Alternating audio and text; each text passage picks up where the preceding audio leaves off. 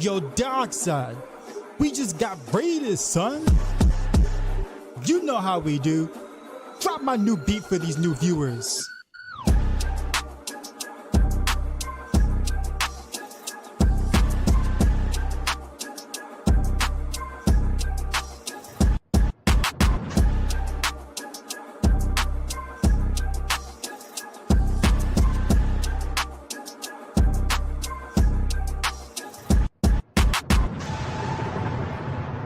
Sheezy, out.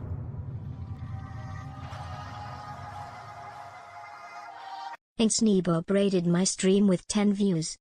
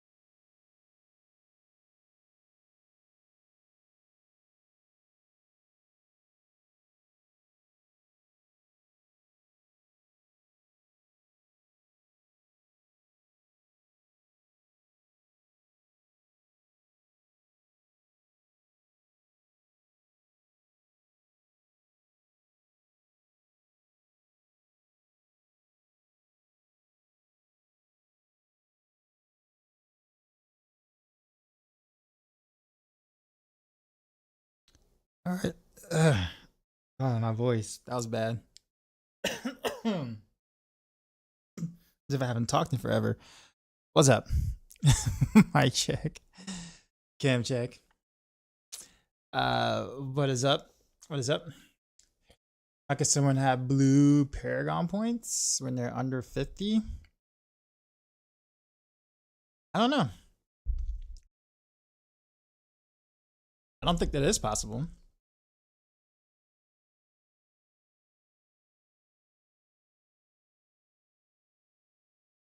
Or I could say you can't use any points. I put it that way. I don't know if that's what you're asking. It's saying, Bob, what's going on? What's going on? I see you. I see you. Sana, what's happening? Yeah. So, long day. I actually put up a new video. I don't know if you guys have seen so far, but T100 6-minute Rain of Arrow clear, which is what the second try. The second try we have to try to do the 100. That was after a pretty dope clear. So I was like, you know what? We'll throw it on YouTube, easy content. But as far as this patch is concerned, I remember skimming over it when they first talked about it, but I legit don't know everything that's in the patch. So I'm gonna actually like pull up the patch notes, see what actually has happened. Oh wait, it says page not found. Really? Huh. Hold on. That's disappointing because that link almost always works.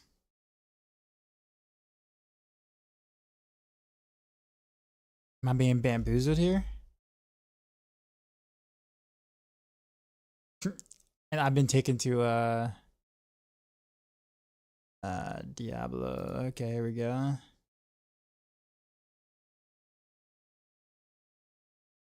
No? Weird, strange.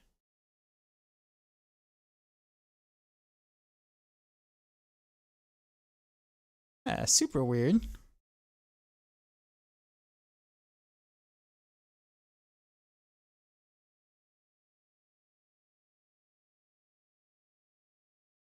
Yeah, that's so weird. Why does that link not work?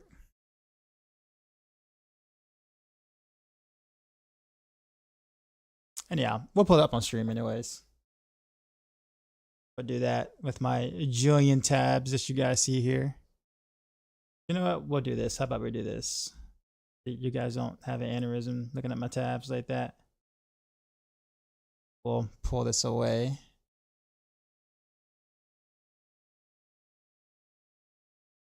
Hold up. Let's see, main window. Hash notes. There we go.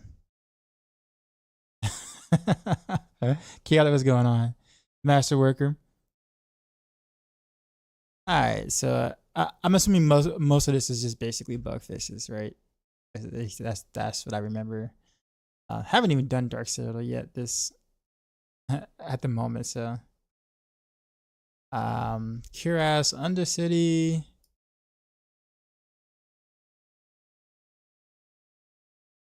It's an issue where players can join a party while the party was in the active Cuirass Undercity run. I don't think I ever did that. It's an issue where players could join a party at the end of Undercity run and still collect their rewards. Still haven't done that. Didn't even know that was a thing. Fixed an issue where only one player in the party would get credit for Undercity introduction quest. Oh yeah, so I remember this bug. I heard about that one. Fixing the issue where description of the tributes of Titans did not include other sources besides Lair Boss. Let's see, Mercenary.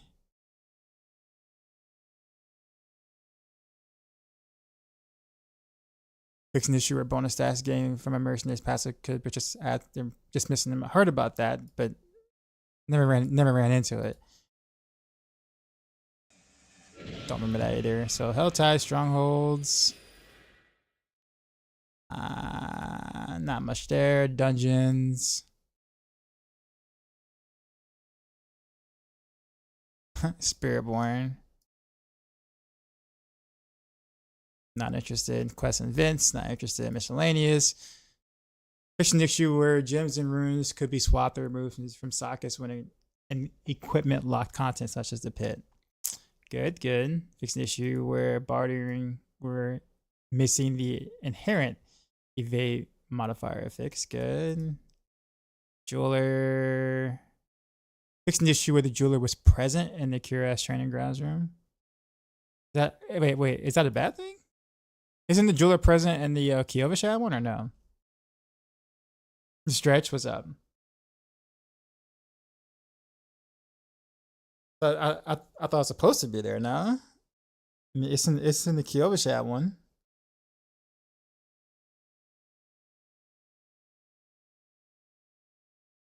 Okay. Base game updates, Season of Hatred Rising, Radiant Chest at the end of the Legion. All Legion events now grant bonus loot and reminisce reputation to players with the seething opal active when the chest is opened. Has anyone tested this yet? Like, is it like good now? Like, is it worth like actually doing legions?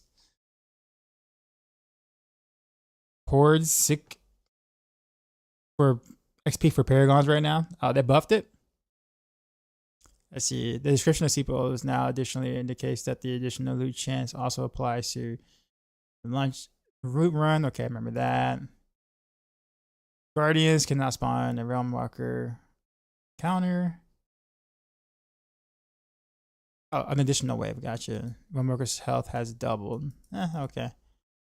Gym cap has significantly increased. Sure, it does damage to. Yeah.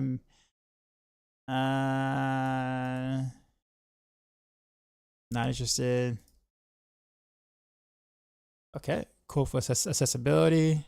Fixing issue with Bloodbound Guardians could be difficult to attack for melee characters. Alright. Helltide and Infernos.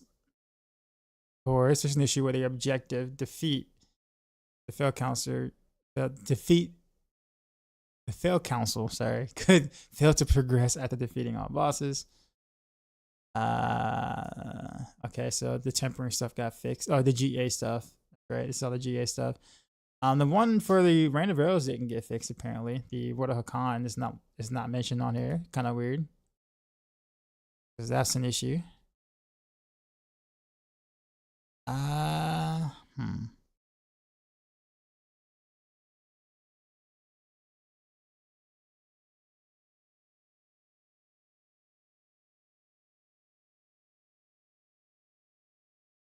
Reshrine, face issues, cooldown, mount. Random reset while mounted. Okay, gotcha. Fix an issue where lightning enchanted monsters could damage the player from further away than intended. Thanks. We got a druid fix, nice. The rogue thing, Dance of Knives fix. That's also should feel really good now. Okay, what's going on? Decoy, what's happening? How you cover armor for T4? It is in the planner. The planner and the guide has you capped. So following the guide, the written guide, and or the planner will have you capped in T4. It's not an easy thing to do with the Shroud. The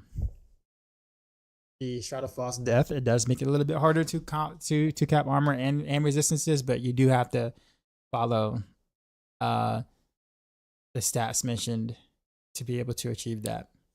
Basically, you definitely need armor on both the gloves and the pants. All res roll on the ring. 2 skulls and all res Joel on your jury. Make sure you run right here. And of course, pick up your resistances and your armor nodes throughout your Paragon board. So there's a lot.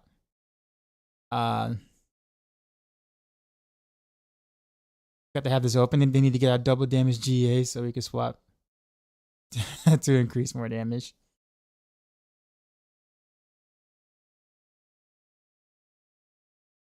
Sork stuff, quest in advance. Party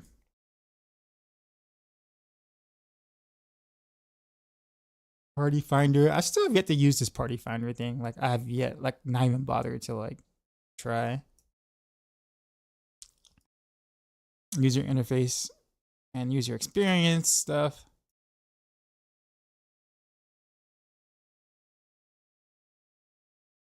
Okay, I guess I'm at the end now. It's hot garbage and the leader can grieve. Okay.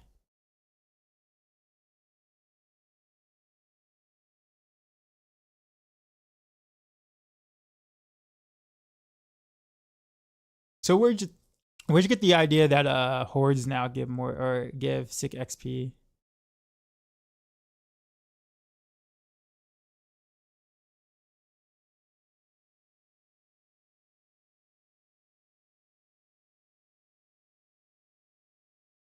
Oh, that okay. Like okay, so yeah, just a random that event. Doesn't the Halloween event start Thursday, I think? Isn't Thursday like the Halloween-ish Halloween? Is that what they call it? That their fancy way of saying Halloween?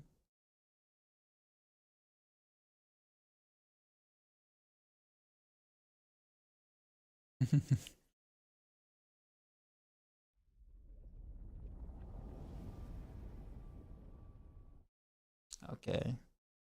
It's gonna do this thing, isn't it? It's gonna do this thing where it doesn't capture the game. Come on, OBS, don't do this.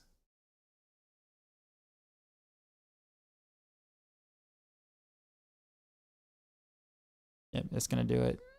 Yeah. Oh, game just crashed. I guess we try again. Jethro, what's happening?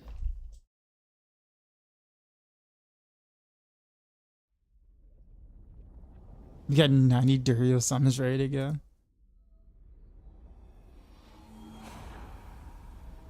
Like you move Barrage from Pant the Ring and all set.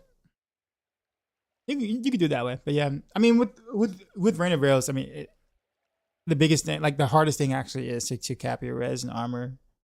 Everything else is relatively easy to get on that. C6, what's happening?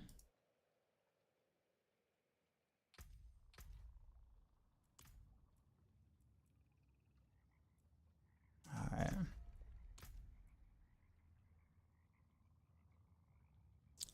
So I heard they disabled DLSS right now because it was having some issues.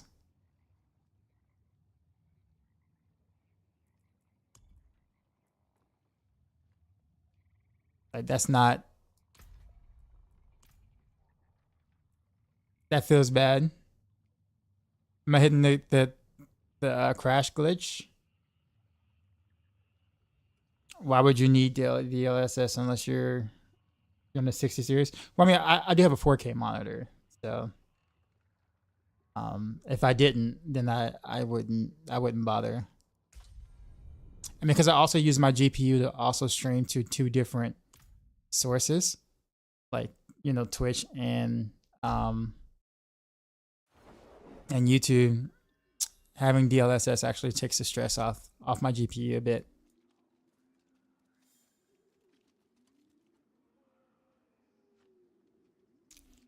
I saw in your Heartseeker video that the ancestral version, the mythical version were relatively even. They are really close, honestly. I mean, but keep in mind in the video I said that when we did not have the Shroud of False Death, we only had Tyrion's Might at the time. So with the Shroud of False Death, obviously the Shroud is going to be way better. But you don't need the Perdition Helm. Honestly, if you just did Shroud of False Death and Starless Skies for your only 2 mythic uniques, then you'll be fine. That's it before you farm goblins.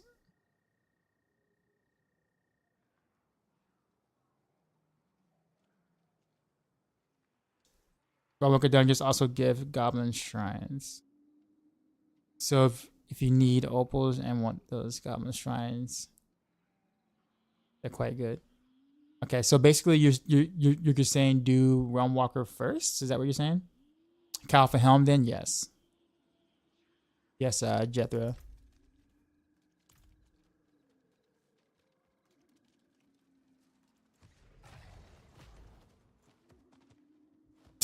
What a name. Clapping cheeks, really? Really? Okay. Sure you are, sir. Sure you are.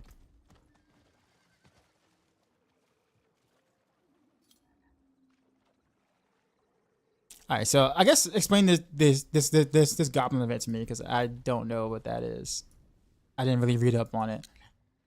So you want shrines apparently, right? Is that what you're saying? And you want to find the shrines. The shrines can be anywhere, I assume, but you're saying the Realm Walker has the best chance.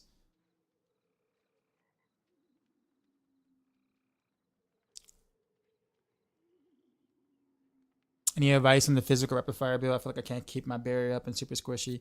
Well, you can't really. Well, on the rapid fire build, it is you're not going to be able to keep your barrier up. You're just not, because you don't expend your energy enough to be able to keep your barrier up. So that's normal. So unfortunately, with physical rapid fire, it is going to be a little squishier than some of the other builds, which is also why I do say that it is the harder of the builds to play. I always mention that, like, rapid fire is definitely the hardest rogue build to play.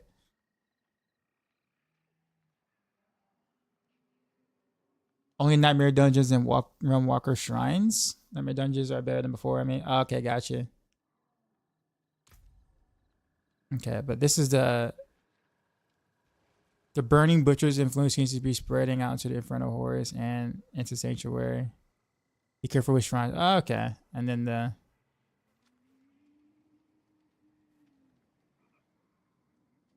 okay. I guess we'll do some Nightmare Dungeons then. Kind of check this out. See what this is really all about.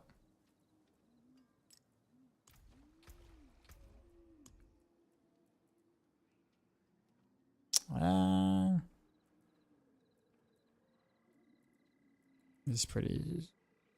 I hate you. I don't remember who you are. Buried Halls, sure.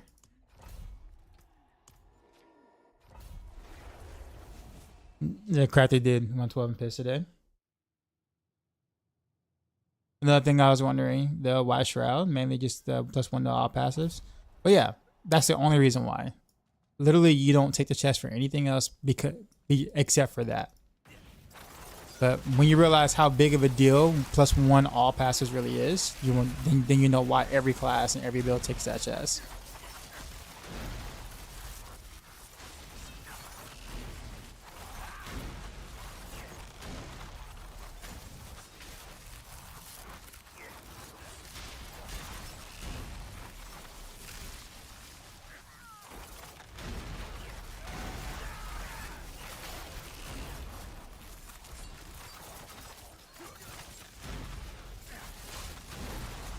The 1 second left. Clear, Crafty.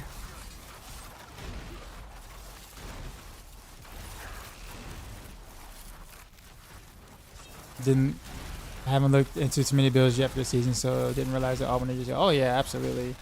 Best chest by far.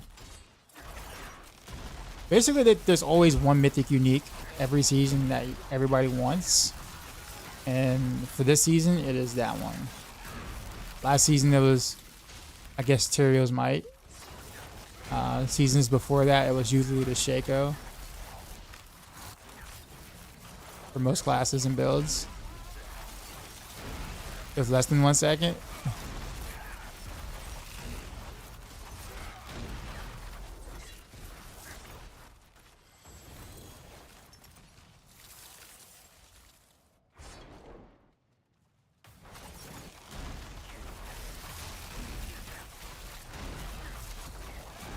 I guess I'm wondering myself, what am I gonna do with all the extra Paragon points?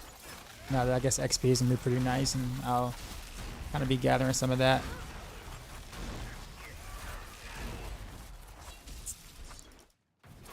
Oh, by the way, on my physical Barrage build, Crafty, I'm thinking about doing double Elemental Surge on the swords, just to see if. Oh, wow, lame. I took the conduit. Wow, and there's a treasure goblin right there. Fail. Such fail.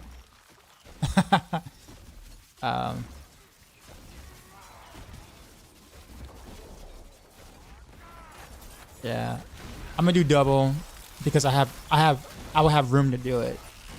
So if I can get any of them to proc, that will give me a better uptime on precision procs on barrage spam. So, I mean, there really isn't anything else to take anyway, so it's like you might as well.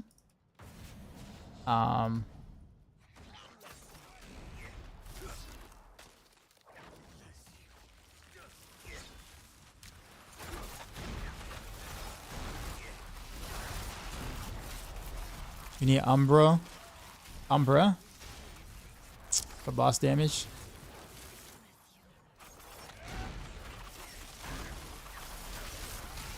Well, on physical barrage, you actually, I think Umbra Crux isn't really that good.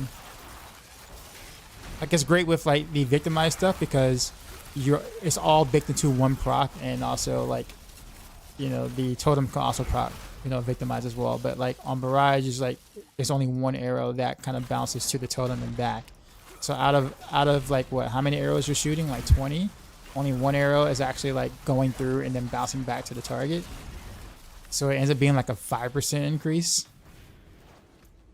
roughly, in damage if all your arrows would naturally hit.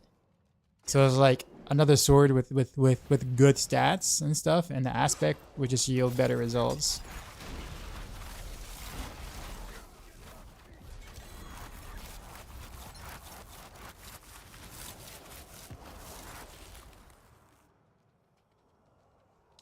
At least that's has been my testing with it last season. Because every time I would use it last season with straight physical barrage, it was always worse than just having a regular sword.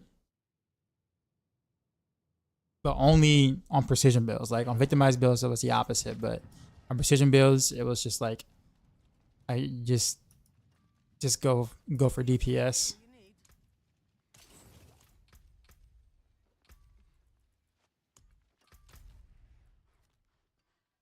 Out of all the seasons I played this season, this season has you confused about Rogue. I really don't know what to play.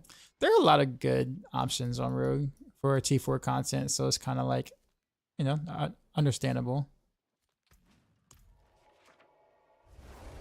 I fixed your temporary fix the stained eye problem, but need to fix it so I can use Fist of Fate. I need to remaster everything. Oh, did you use Fist of Fate in that 112 clear? Shamish, what's happening? How they're not done something to Conduit yet? It just ruined the best shrine from D3 Civ for 6 seasons straight. It was actually kind of decent at one point in Diablo 4. But let's be honest, like Conduit was a problem in D3, just in a different way. I honestly, I'd rather for it to be useless. Well, I guess there is no leaderboard in this game, so I guess it doesn't really matter. But what I didn't like about it in D3 is the fact that it became mandatory for all pushes. You either got the Conduit pylon for your push or you didn't, and you know are pushing like 5 tiers below what you normally could. So I didn't like that either, but being completely useless is kind of unfortunate.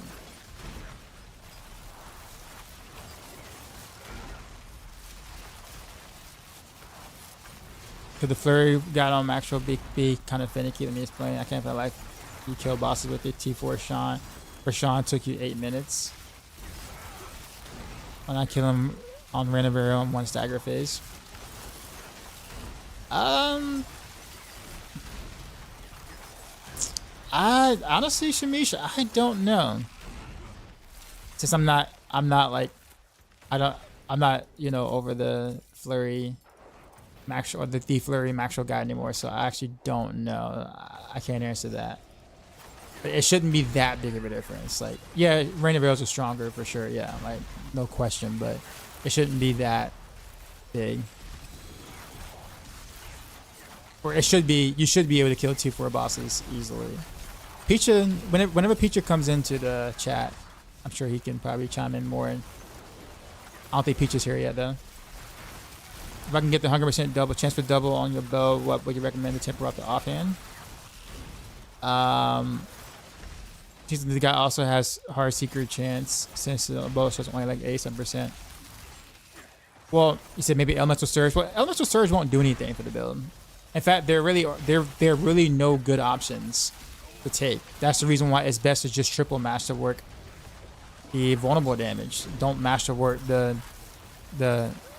Heartseeker projectiles, because why? Why not just get more damage? Because you're going to cap out anyways when you put it on the other dagger or sword or whatever. Because there are no good options. Elemental Surge does nothing for the good. Oh, you got ads, okay.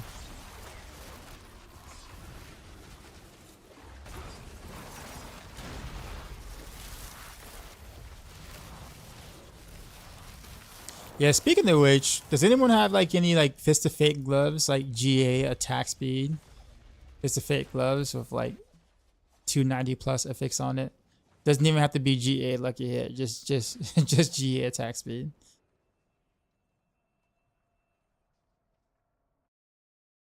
I mean, preferably it'll be GA attack speed and GA lucky hit, but like if it's a decent lucky hit roll, but GA attack speed with like almost 300, whatever, I would totally take that. Making dissonance? No. I guess like for a setup like this, honestly, I don't really need the GA lucky hit, but the GA on the attack speed will allow me like an additional breakpoint for Flurry, I guess, for doing things. It also might work better for physical barrage too. I don't know yet, but I need to kind of like say, can you hop on the realm walker thing? Yeah, sure.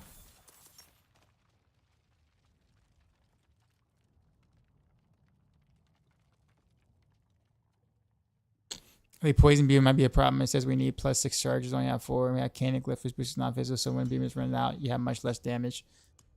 I want to say you do have less damage, but it shouldn't be that drastic though, Shami. Still, like having poison imbuement, not having a poison imbuement is like 30%, like roughly. Definitely not a difference between like an 8-minute Vershawn boss fight and the 1 stagger phase Rain of Arrows. You know what I mean? Like it is a difference, but not that big. But yeah,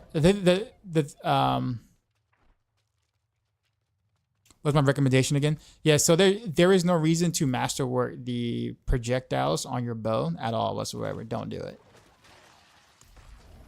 Because you're going to get it on your dagger or sword, because there are no other good options on the sword or dagger. Like Elemental Surge does nothing in that build. So there's nothing else to take.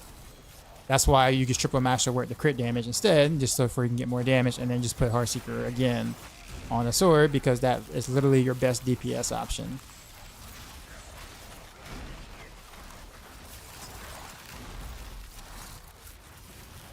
By far.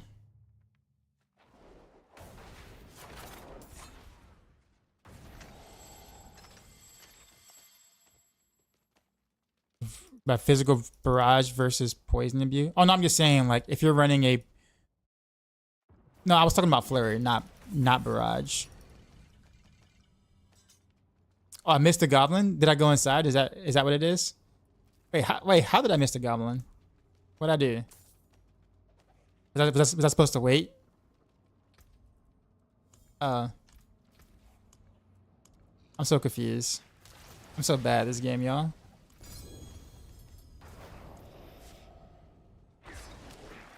Oh, I got it afterwards? Okay.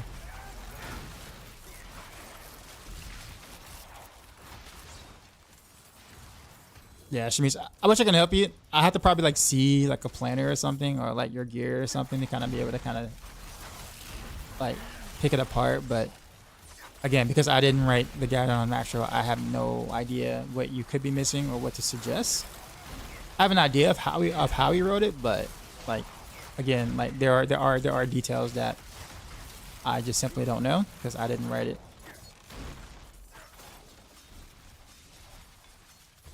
But DZ is like DZ is like literally like Flurry master. Like that's all he does is Flurry. Much like Peaches, so like that's why I handed the guide over to him, because it's like, well, that makes sense, because you know, someone who specializes in Flurry is going to know more and upkeep a guide like that better than I ever could.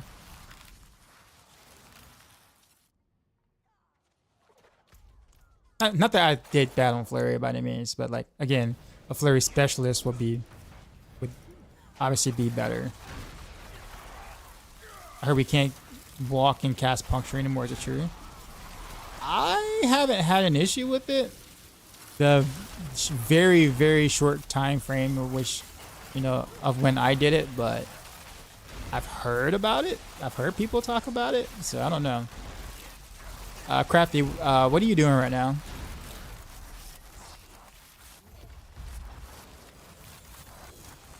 Chip instead of candy. Aside from the overpowered version. Okay. Yeah, I don't know, man. Like, if Varshan is taking 8 minutes, I feel like there's something major missing. Like, I don't know. Gray, appreciate the follow.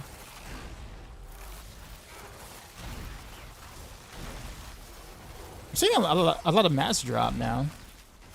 Fried iron chunks are just like dropping like candy right now. Is that normal? Is that a new thing?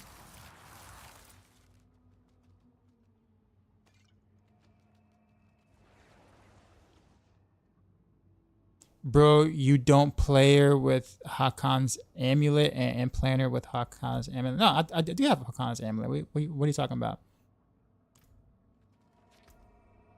You literally can't play the Rain of Arrows Bale without it.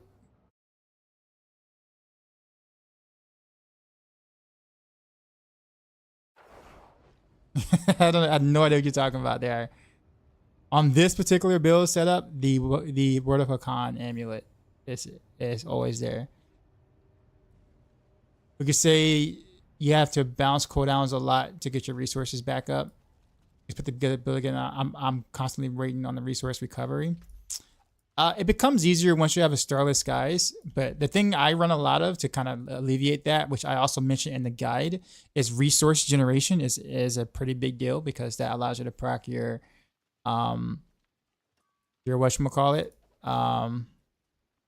like, you know, quicker after you expend on your energy. And also the resource elixir I also run to as well for that same exact reason.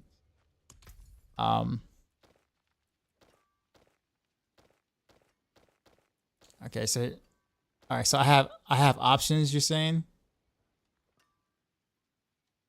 Are you gonna just give them all to me, or what?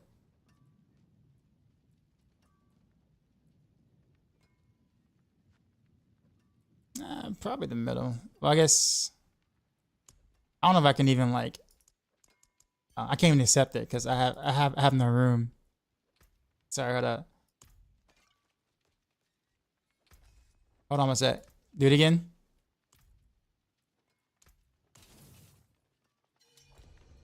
I'll keep my forge hot. Return soon. Maybe talking about the leveling portion that works up to getting Word of Hakan. I mean,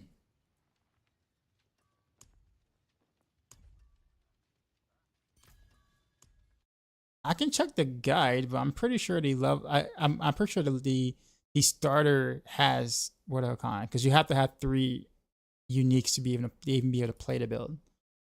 And I make that clear everywhere on the video, on the guide itself. Like, I'll check. Yeah, the starter. Yeah, the starter planner does have the Word of Hakan there. I have no idea what's going on. All right, Mia, thanks. This one's probably the one I think I will probably like the most. I'll put this to the side. That's also $295. This is a $295. But really bad attack speed, but maybe a different purpose there. Let's see. 4.6% lucky hit chance still is low. It's also the same thing as that one. But 28%, 24%, it's not bad.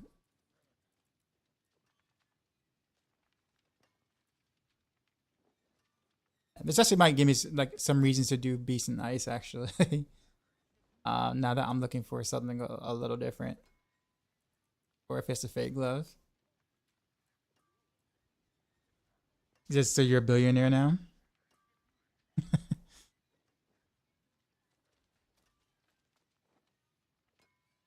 How good is my Scout Hunter? You got a 4GA 58.5% if I want it. That's a little better than my Scout Hunter. I think mine's like a 52. I mean, I'll take it. What is your whatchamacallit? Bot Wilson. I'm about to remaster work it, to get it to where I want, but that'll work. But yeah, Crafty, I'll join you. You can also keep a few of these Fist of Face, maybe to kind of give away for those who might need a pair for a different build. Just keep that one. Let's do.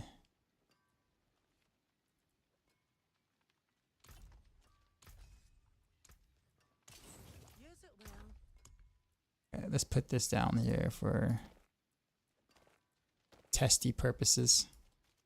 But yeah, Crafty. I'll request an invite on you pretty soon.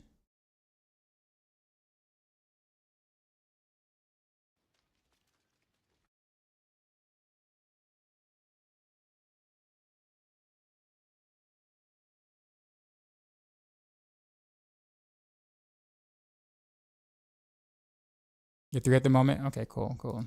Yeah, it'll be like about 2 or 3 minutes.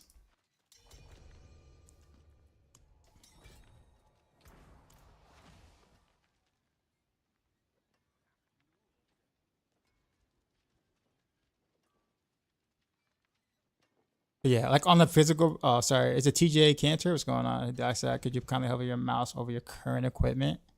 Unless you're using the Fist of Fate, which is different from your latest guy, I believe. I talk about it though. I think people miss when I write stuff in videos or in the description. The only thing that's different from the planner than like the T100 and 6 minutes thing is the fact that I use Fist of Fate. That is the only difference. Everything else remains the exact same. Thank you, sir. Put that here. Actually, we'll put it here. So like my gear is legit exactly like the planner except for that. And you don't even have to do that. Like it was just me kind of testing more so the stagger stuff. But I still think a regular glove is better. Just my regular glove isn't that great. So I decided to go with Fist of Fate or whatever. But it's not like, oh, he changed the build. It's a whole new build now, a whole new variation. Like it's all the exact same thing. I could have did that same clear with the regular glove, pretty similar time.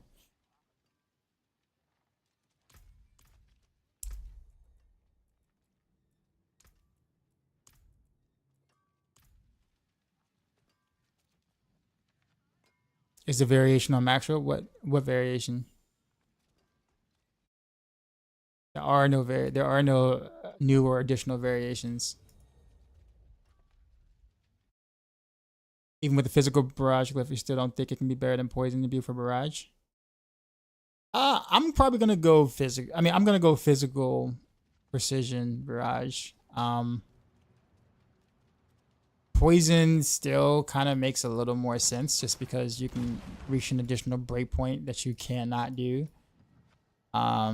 with physical. So that's one reason, but I kind of like the idea of being able to have an extra skill somewhere where I can kind of have like, some leeway to choosing an additional skill that I normally wouldn't be able to. So maybe that's like shadow steps, so I can kind of be a little faster in speed farming, or those kind of things I would not be able to do if I just went physical. I mean, poison instead. However, when it comes to Barrage victimize, that's a different story because you definitely need the lucky hit chance. Because that actually scales your damage, whereas physical barrage, it does not. It doesn't do anything really. Nothing important, I'll put it that way.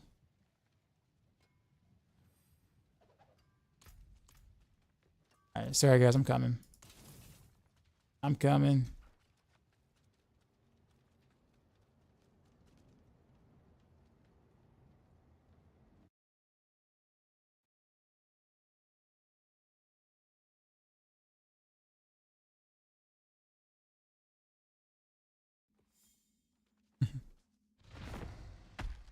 No more poison in the build. Now I need to temper my stuff. I hope this new version will work better.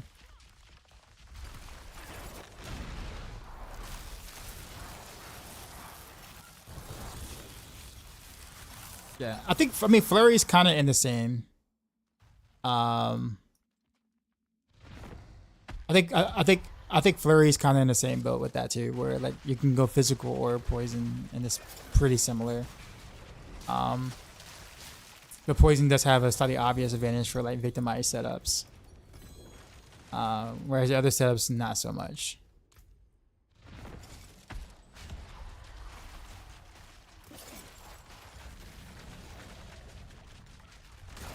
Kyla, what's going on?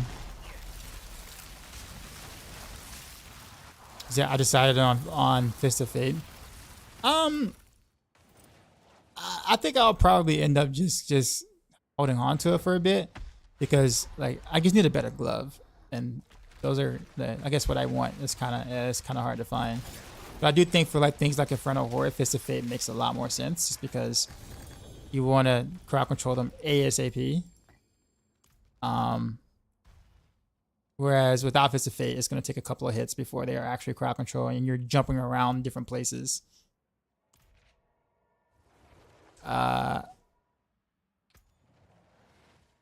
But yeah, Crafty, I should be able to get you an invite. Should be able to.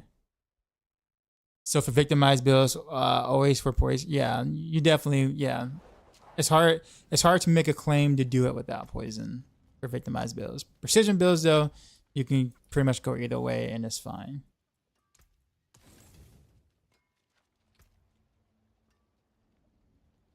Yeah. I may not have the power to do it, Crafty. I should. I'm an officer, so I should have the power to do it. It says you're already in the clan.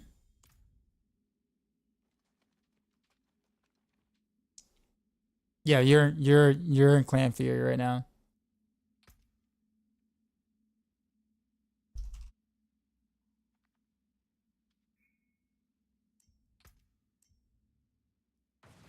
Is Precision Barrage viable this season? It should be. I'm actually that's my next project, honestly. Literally my next project, either today or starting either tonight or tomorrow. I'm gonna start putting precision physical barrage together. But it should be good. Like we're not talking about like Rain of Arrows good, but it should be good.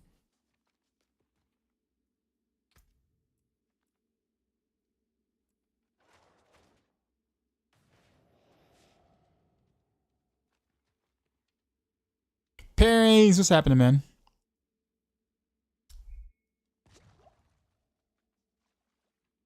I just said Sargus hopped on, man. Yeah, you're good. You can say everything they say.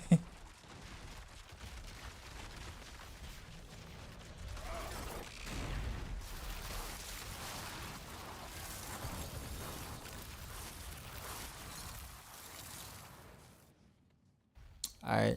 I sent you an invite, Crafty. How do you think it'll compare to Victimized Barrage? I don't know.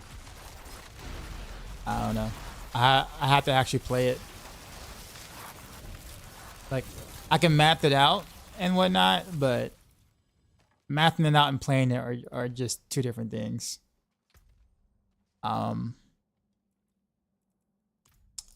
I would assume it would be pretty similar, but I'm not sure. the boss fights would be way more finicky with precision barrage, obviously, like on like the pits or whatever, because you have to do cow. You don't have a choice. So you definitely need boss with as if you're gonna actually, you know, doing any clearing or pushing or whatever. But I do think actually the normal clear, like the speed, like speed farming should be better with precision barrage by a significant amount.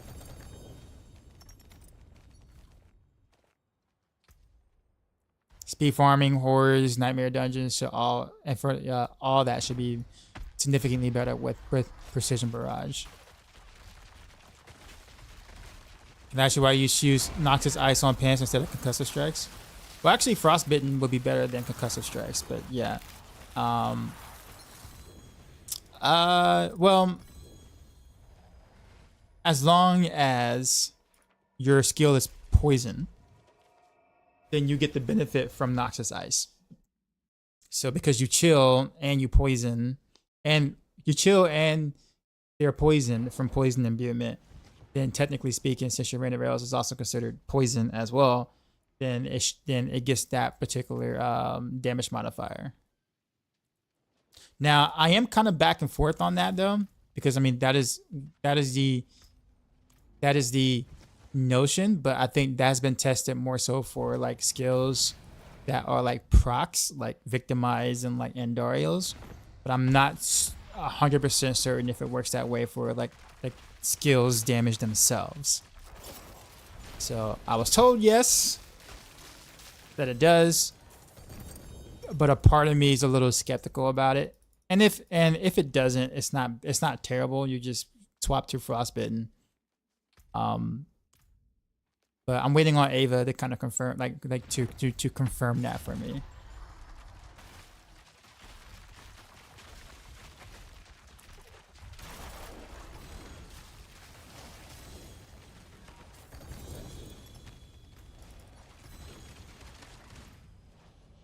How much damage do you think is lost when going with Tyrios instead of Shroud? A lot. Like on a rogue, about 40%.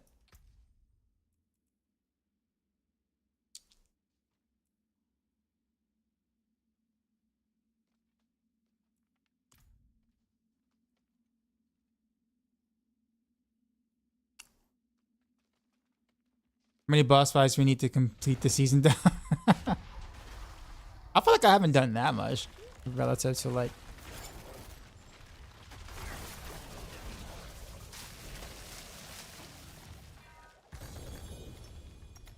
Yeah, Shroud is by far the best. For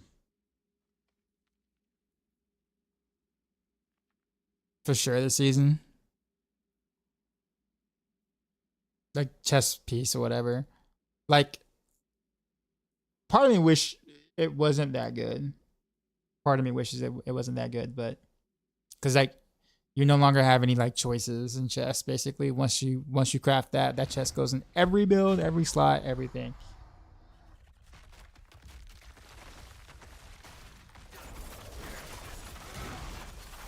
Then again, you also got to think too. It was kind of like that last season where Tyrios Might was the dominant chess, but I guess.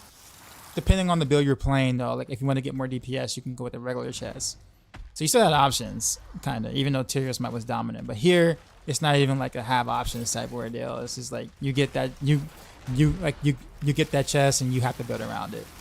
It's just way too good.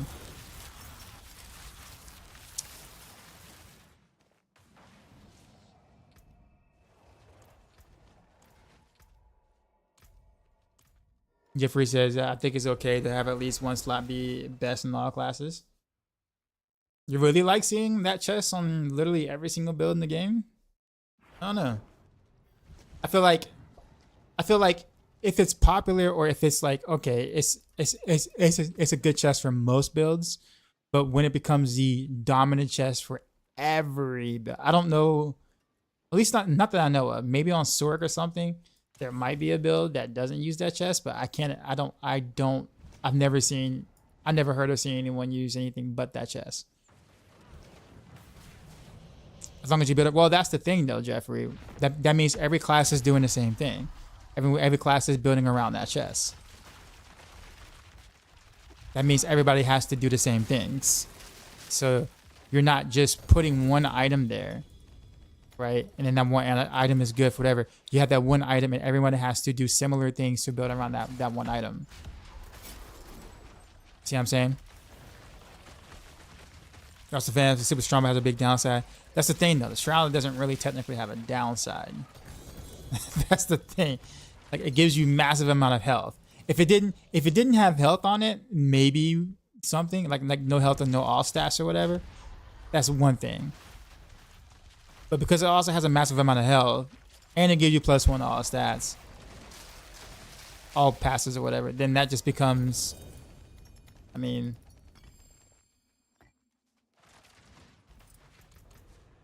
see what I'm saying? Like,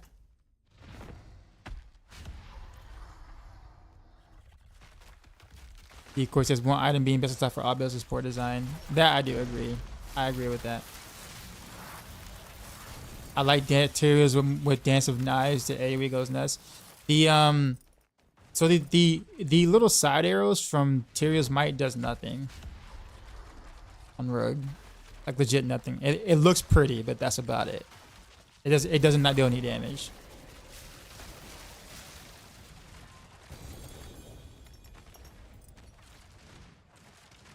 Or any like realistic damage compared to what your character's actually doing. So it's literally just fluff. Although it did a little bit of damage last season with like Heartseeker builds because you ran damage per Dark Shroud everywhere and the value was higher last season than this season. So there was a reason to, so therefore the Tyria's Might just actually did offer some value there for the proc, but definitely not this season.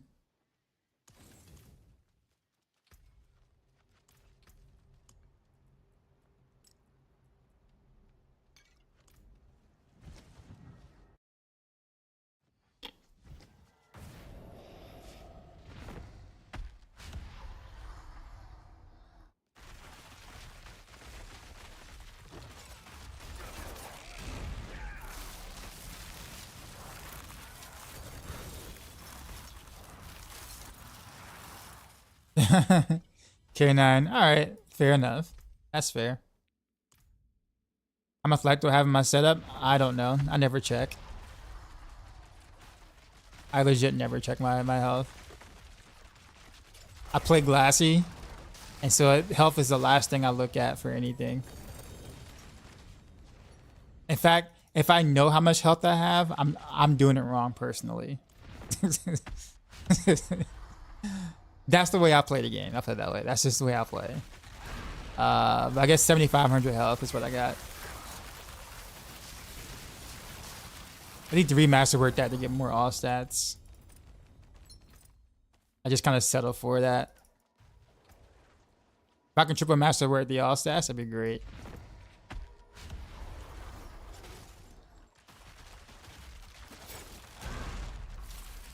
Play hardcore, so ignoring damn defense isn't an option. That's fair. That is fair.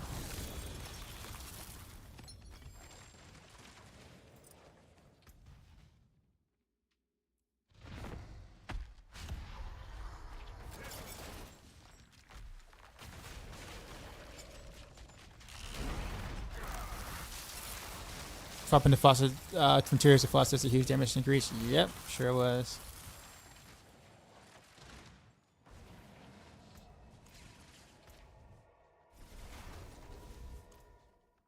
You're being too much uniformed can lead to problems in this genre. Yeah, for sure. Why does it feel like I need a college degree to play Dance of Knives? The common rotation to snapshot correctly so complicated. I've done a 65 and it's only because I snapshotted through the whole dungeon somehow. Pressing randomest buttons, got lucky.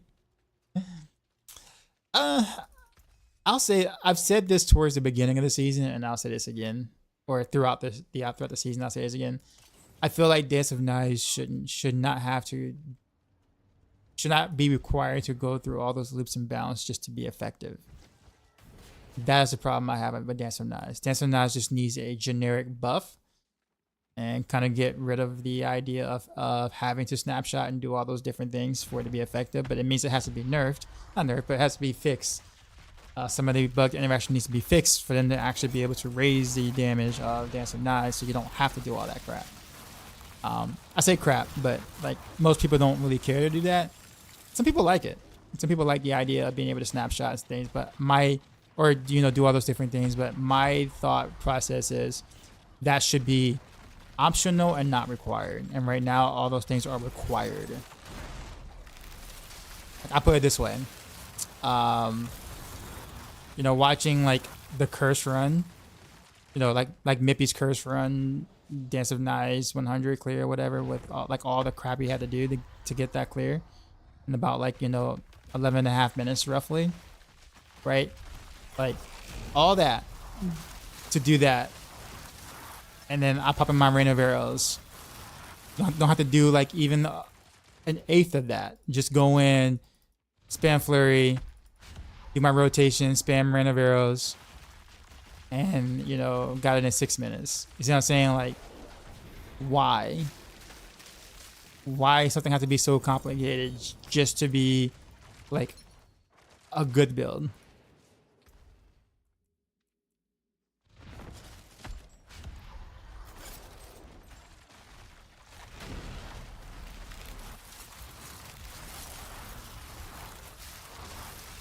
Yeah, hopefully they'll look into that later at some point.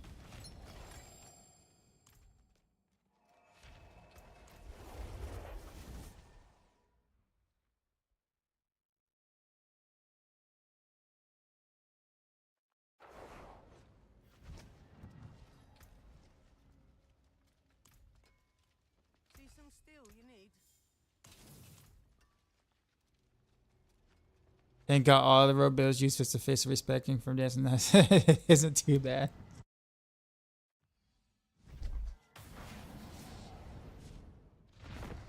So you want Victimize to be meta? Victimize is so much more fun. I think you're the first person to ever say that about Wilson. I ain't gonna lie. Like this season. You're the first person this season that has said that. That I know.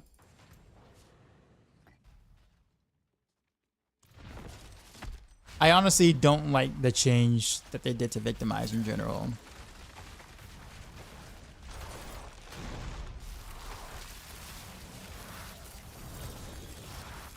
Your boss damage on Pit 95 with this Victimize Barrage is so bad. It's only bad on single. Like it depends though, Turtle. I think we talked about this in the stream before, right? Your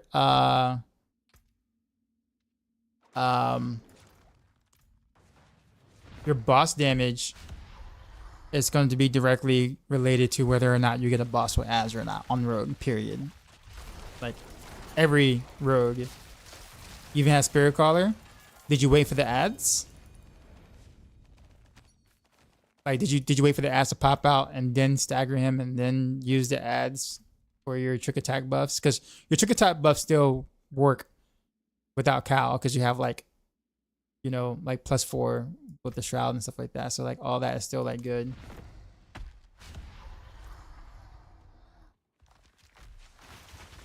The unique affix is a little too low, Crafty, but I appreciate it. Yeah, I kind of need like in order for it to be an upgrade, I kind of need like a 285, 290 plus probably.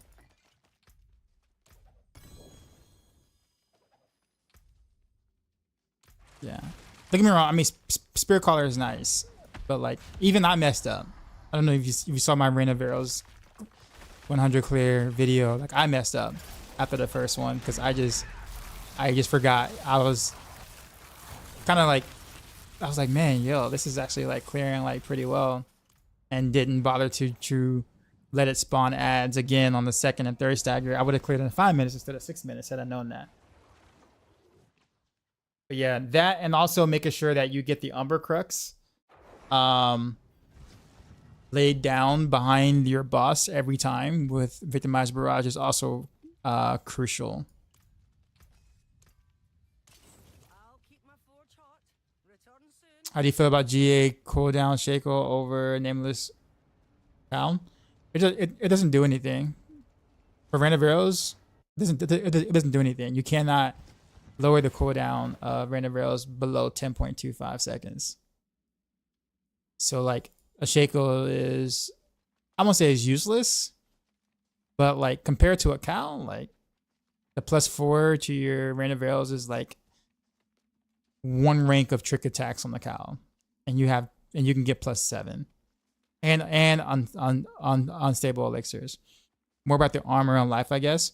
I mean, you can, but like you'll deal a lot less damage. So it's just kind of like, it's basically like a Doombringer versus regular sword situation. Like, do you want to wear the Doombringer to be a lot more, like, to be a bit more tough? Sure, but you lose out on like a lot of offense from switching from a regular sword to Doombringer. That's kind of what you're doing, but even more than that. I will say the difference between a Shaco and a Cow in terms of damage is concerned is bigger than Tyrion's Might to Shroud of False Death. Like almost twice as much.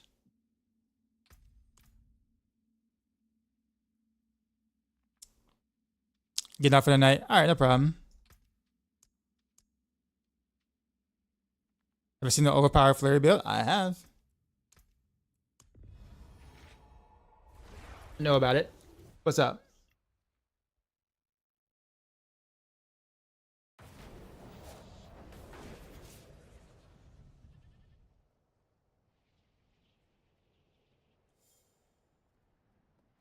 I do ZDPS if I die, so just keeping that in the back of my mind. Okay, that's fair. I keep forgetting that you are in hardcore. I'm trying to think of something that would like be beneficial, also make you tankier. This is actually a pretty tanky build though. Wonkas, I will tell you this: when I was doing some 90s, when I was doing speed 90s, at one point I only had like 563 armor and T4 doing speed 90 pit speed 90s on this build, and like I still wasn't dying. Like I'm like, and that's me taking 6 times the amount of physical damage I normally would, and I still wasn't dying. Like it's insane how tanky this is naturally. But if you want a little bit to be a little bit more tanky though, Wonkas, the best way I would actually like go would be like look at your Paragon board, and I would actually probably think about different glyphs. Like think about like maybe the diminished glyph, which gives you 15% damage reduction to vulnerable targets or whatever, because you make them vulnerable all the time. So that should be easy. Something like Ranger, maybe Overhead Hunter.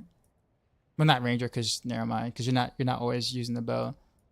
But I will take a look at some of those other glyphs that also kind of give damage reduction too, because you lose a lot less damage that way than like removing a helm, or whatnot. Make sure you are using Vex, right? Use Vex rune for a build like this, and max out your Dark Shroud. So even if it means you have to take out like some of the other like damage bonuses that, you know, are just kind of okay. Like this one's okay. It's good, but like if you're playing hardcore, this is something you can give up a little bit here. You can give up that, pump your Dark Shroud a bit.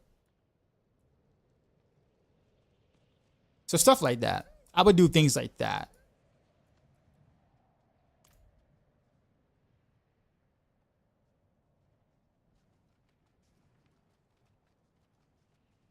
How does hair even work?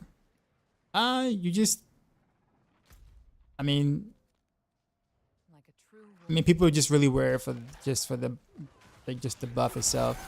I mean, you can steal the other person's buff in a group or whatever, but like, this is kind of it. On rogue builds right now, I mean, hair perdition is pretty much becoming phased out anyway. Just because Kyle is just way too good. Even on like victimized builds, you're starting to see that.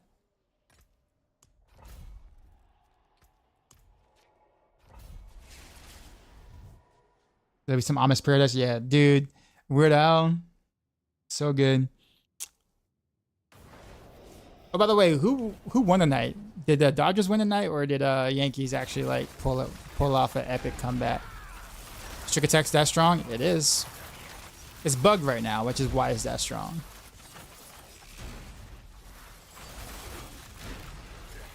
even if it wasn't bugged, it would still be strong.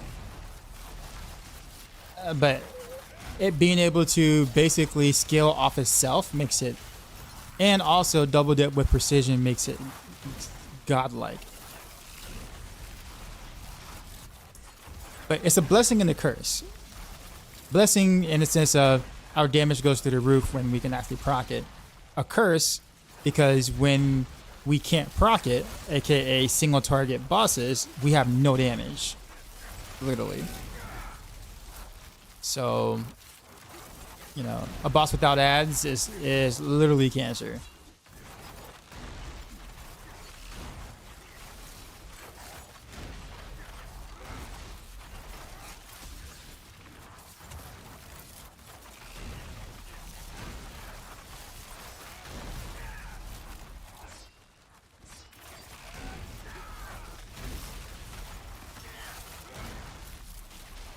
So it has its advantages, but it definitely has a huge disadvantage. Primarily when doing pit content. It's really the only reason why I can't really speed farm 100s. Like I'd be able to probably speed farm 100s on my current build if every boss had ads.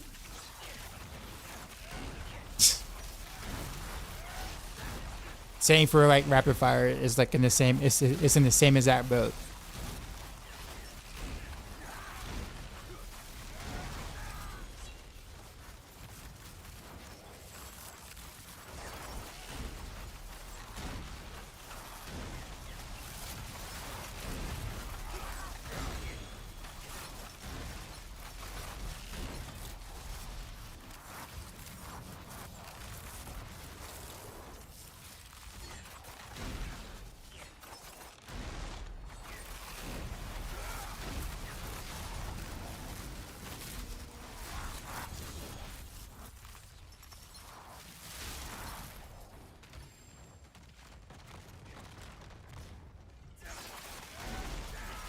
Is that doing work?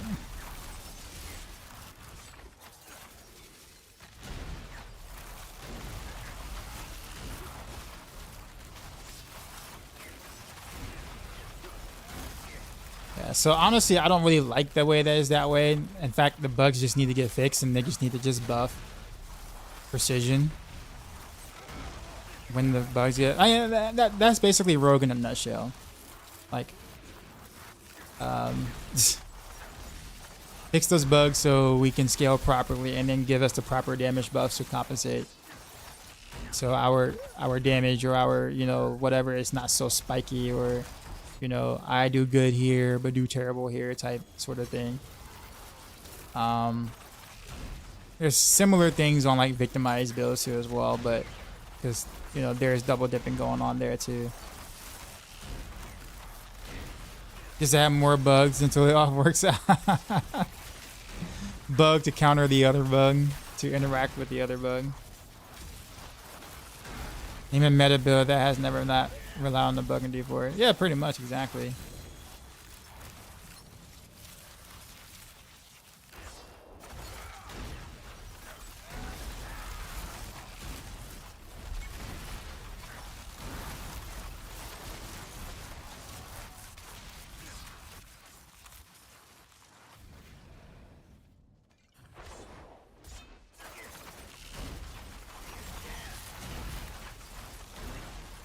How important is the passive on Cal? Not important at all. Doesn't it legit doesn't even matter. Like at all. Oftentimes I forget it has a passive or it has a unique FX because it literally doesn't really do anything for any of the builds. I would say it does have some value on like victimize because it does, that is a little bit more lucky hit on like mobs that can be CC'd, but that's really about it. I mean, but it's still such a small effect that you legit don't care about it.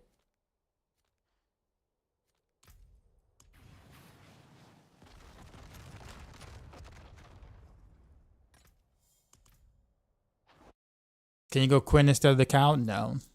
Well, you can, but you'll do a lot less damage. Like a lot less damage.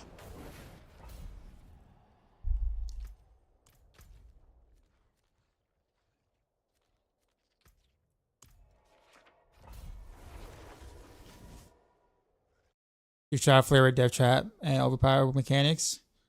No, because gearing for that is like really super hard. And I don't really too much. I've seen the gameplay of it. I don't really too much like it, honestly. But it is really cool to see Flurry actually like do something. I think the idea of Rogue having the overpower build is actually really cool. I just don't really care for the gameplay, personally. But I like the fact that the build exists. I wish it wasn't so difficult for people to build into, so more people can play it and enjoy it. But yeah, outside of that, is Sky Hunter aspect important? Yes, very much so.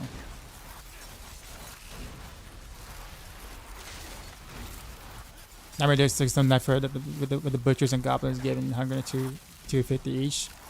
Yeah, I'm realizing that actually playing.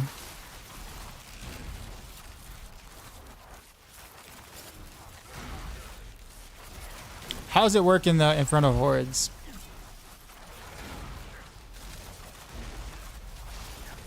I couldn't even tell you what the passive is. They make a pure Heartseeker build without Rain of Arrows. Physical, perhaps. Well, the Rain of Arrows is literally for buffs. So it's like you do it without the Rain of Arrows. It's just basically you're just choosing to do less damage. That's like saying like you want to put together your, you want to soup up your Honda Civic, right? But you don't want to use a turbo. It's like, well, why not? Well, I don't want to use a turbo. Okay, well, that's great. That means you're just not going to go as fast. But you can. I mean, you can get the kit and everything, all that stuff. But, I mean, there's no reason not to go ahead and just get the turbo, Yeah, you know what I'm saying? Like, you know what I'm saying? Like, because the turbo offers, yeah, it's just, but no, I mean, Rain of Arrows isn't the main part of the build. It's just more, it just helps you get a bunch of buffs and stuff. Yo, dark side. We just so you can go a different, like a different ultimate or whatever. You don't have to go Rain of Arrows, but you do need the ultimate. These new viewers. What up?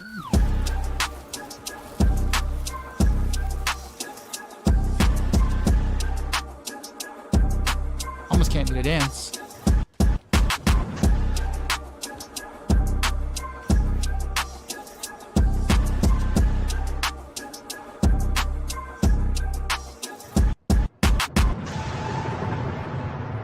Cheesy.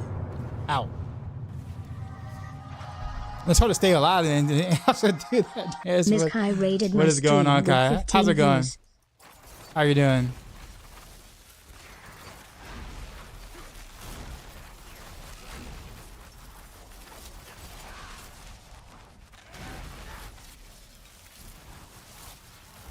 C6, you wanna do some hordes after this? I'm not done yet. Let's make them pay.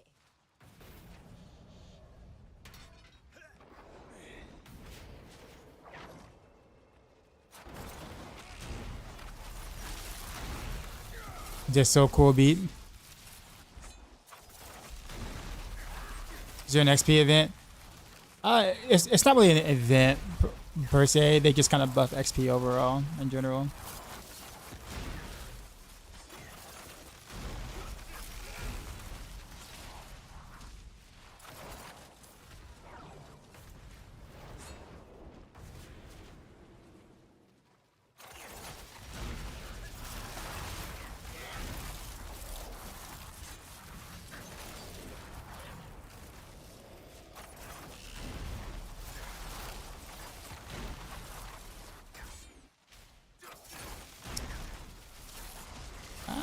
Explore the thing. Just doing good for some D3. Oh yeah, that is right. D3 did have a season. If D3 would have like had a season like, hey, why is it popping up here? There we go. If D3 would have had a season like maybe 2 weeks from now, 2.5 weeks from now, I would have actually like played, but I feel like it came out a little too early in the D4 cycle at the moment. I just can't really. I still got things to do in D4. Otherwise, I would have.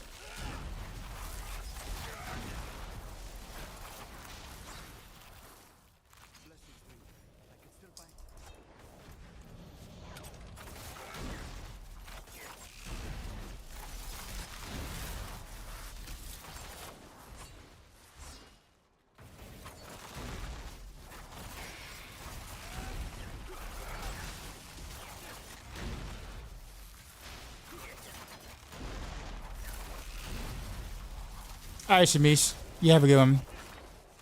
I'll let you know about anything I can find out about what you're experiencing.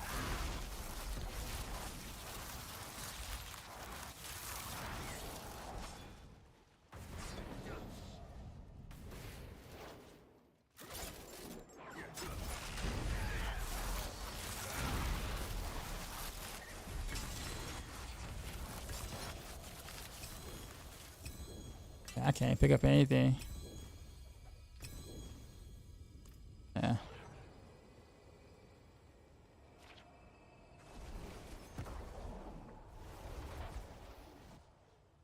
Let me get up and grab me something to drink. And we'll be ready to go. Turtle and Masterworker, yeah, that's fine.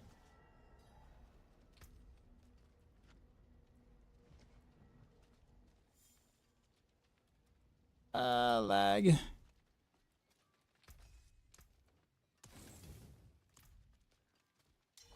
Feels really weird. Hold on. I'm only on medium right now, and yet my frame rate is like struggling to stay on like 80 to 90 or whatever. Hello. It just feels so weird.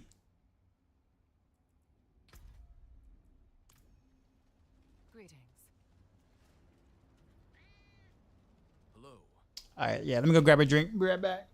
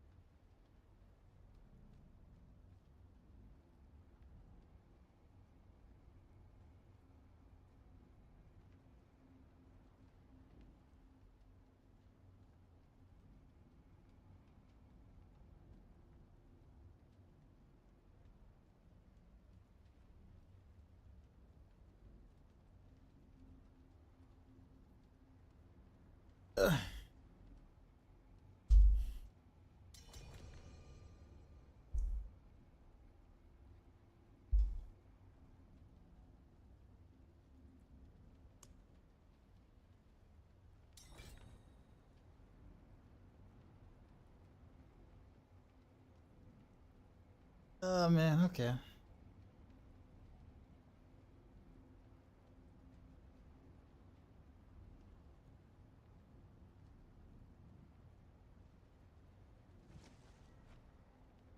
I can come up with a solution later. All right, so I don't have any 10 keys. So if you guys got 10 wave keys, because all I got is like 6 wave, 8 waves. Greetings.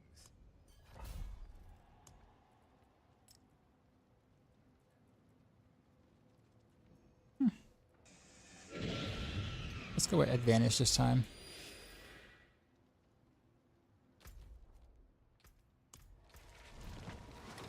Generous. Appreciate the follow. So were you throwing out more praises on your students today? Well, not today. No, that was all yesterday. Today's Tuesday. It's over now. It's old news. On to better, bigger, and better things. No, I'm kidding. But no, they're still riding the wave.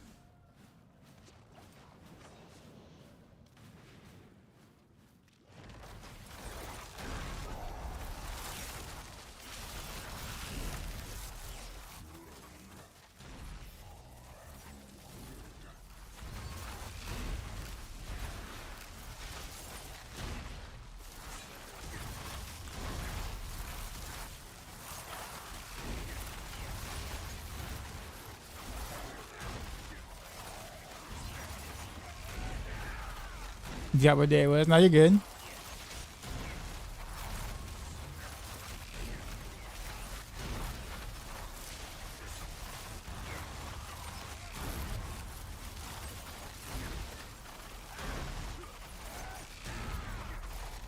Just cleared a 90 pit with your Rain of Arrows bill. How has that been since launch? Thanks. Yeah, man, you're welcome.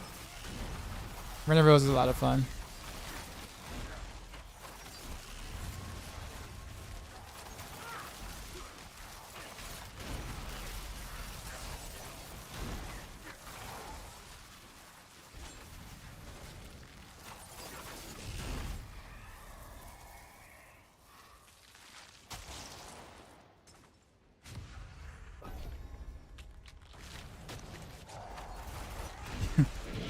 Appreciate the follow.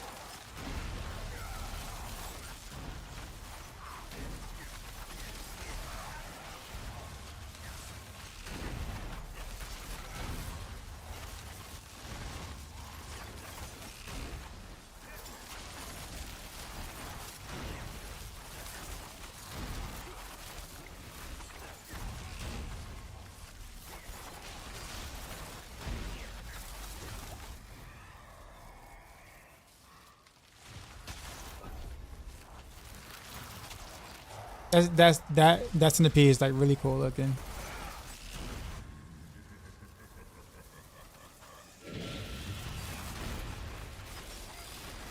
Not wild. Appreciate the follow.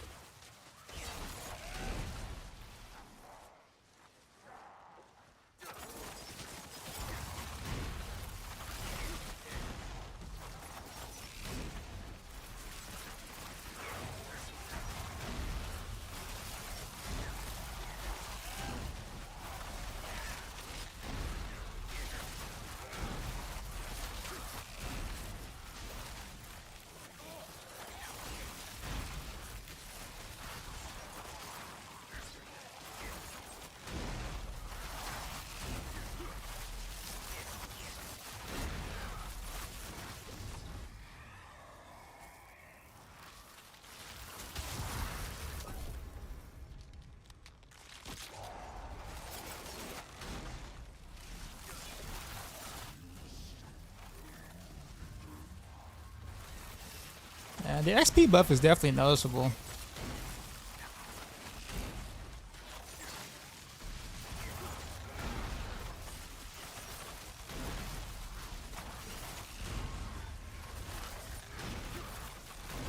Am I still anti-Spiritborn?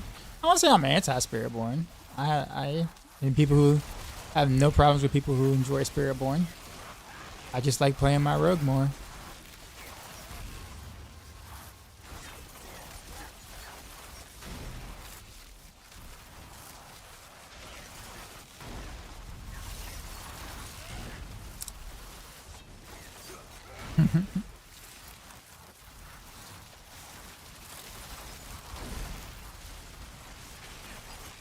Do you think rapid fire works this season? Yeah, of course it does.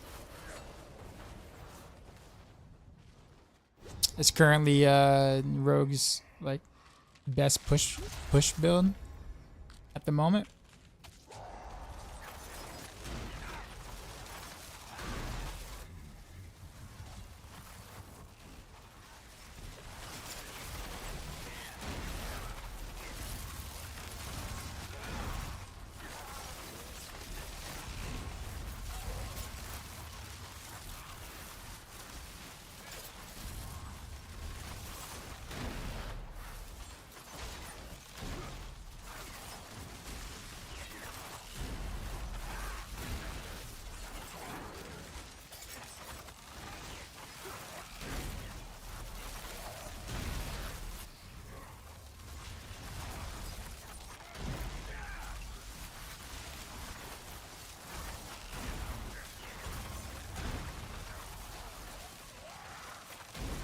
Dude's on 320 Paragon. But Paragon is just time played at this point.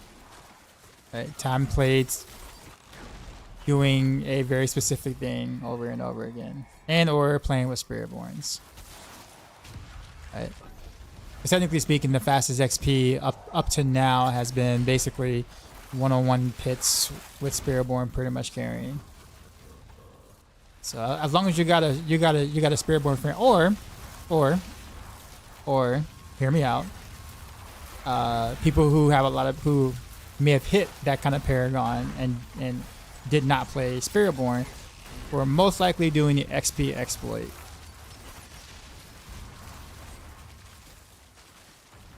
So there is that.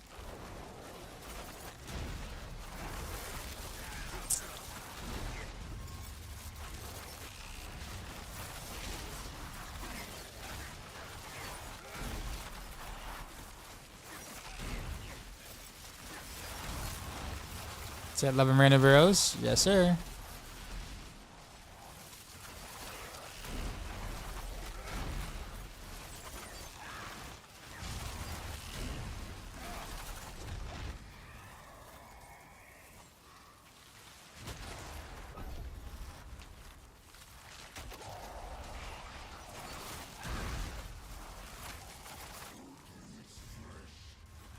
Looks like our boons aren't that great this run.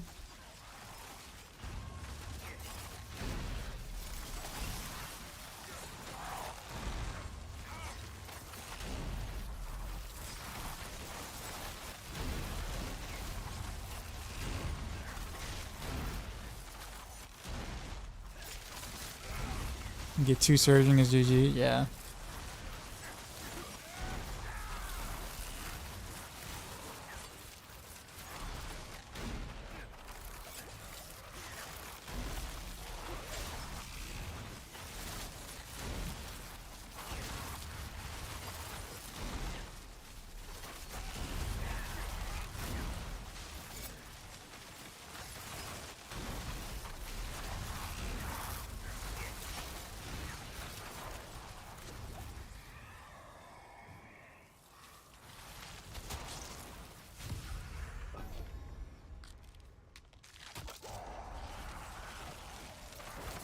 So yeah, Jeffrey, no, that has not been sorted out. And 2, 1,000 X damage is underselling it.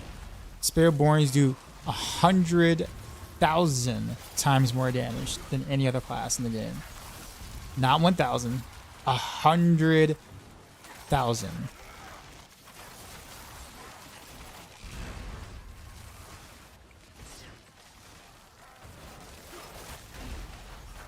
It is insane.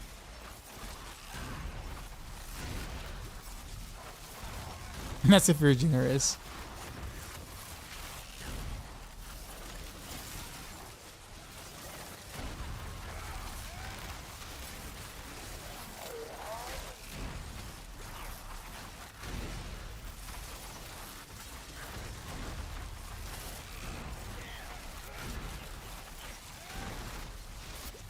Oh, so nothing too crazy. Sure. Welcome back, Jeff. Love your comments.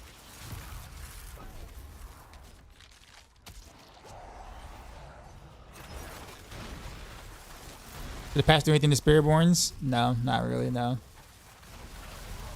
I mean, it wasn't meant to. Any like changes like that to like any major changes to like big bugs or whatever or class balance changes always happens with the mid-season patch, not like a random ish patch. Is Rapid Fire Rogue better than Rain of Arrows for pit push? Yeah. I would actually say just like slightly better. I say slightly better because Rain of Arrows and Rapid Fire are both precision-based builds, and precision-based builds right now are really good for pushing pit. They're a bit more fishy for sure, but they scale better. So like Rain of Arrows can definitely do like a 110, obviously with Korean gear and fishing for Spirit Caller or whatever. Although Rapid Fire will have the higher ceiling. So I would probably say Rapid Fire is about 2 tiers, roughly higher, better than Rain of Arrows for pit pushing. 2.5 tiers roughly. I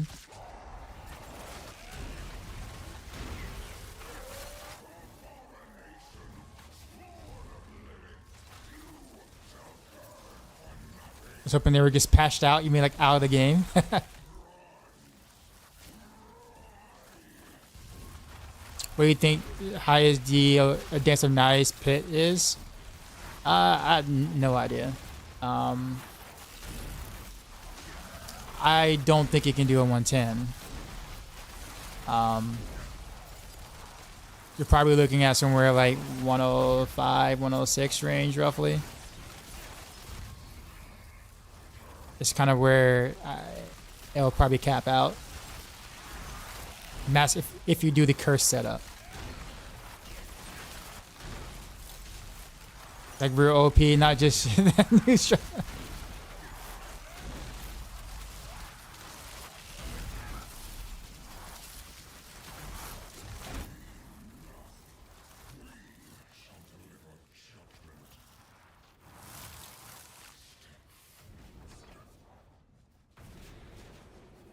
Yeah, but it all really depends though. Like I think the thing is right now to remember is that there aren't that many people playing other classes, and then on top of that, there aren't that many people pushing on set builds of other classes that aren't being played. So there really isn't just a lot of right now in terms of like what builds can actually do. We don't really know. Like we don't know. Like we have like a couple of handful of examples on like specific builds, and that's it. Right? Because it's just not a game type that's popular or a activity that's popular at the moment. So people aren't just, so like when we say, oh, there's like 2 clears or 3 clears of whatever, is that really the limit?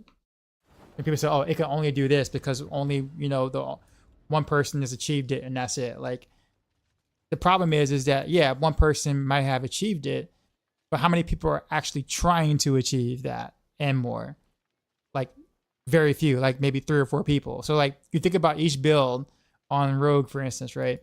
How many people are trying to achieve certain things on each build is like extremely small sample size. And like not just Rogue, but also like other classes that isn't Spiritborn. So we don't really even know where, what the ceiling is for a lot of builds because there are just not many people trying or playing, or well, better yet, pushing. And it makes sense, kind of, obviously, because, let's say, Spiritborn is the most popular class. And 2, not many people enjoy the pit push activity. So it's like, we don't know. We like, hell, maybe Invigorating Strike Rogue might be like, a 105 pusher, but we won't ever know because who's going to actually do that?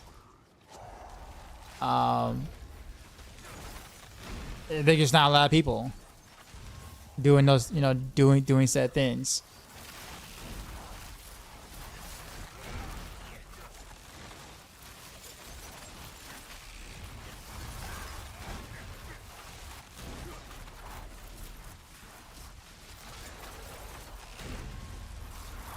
So yeah, I guess right now the metrics of a build is just based on extremely small sample size. of players, which is really not good in my opinion. Like in terms of like knowing what a build actually does, that's really not good to have that small of a sample size.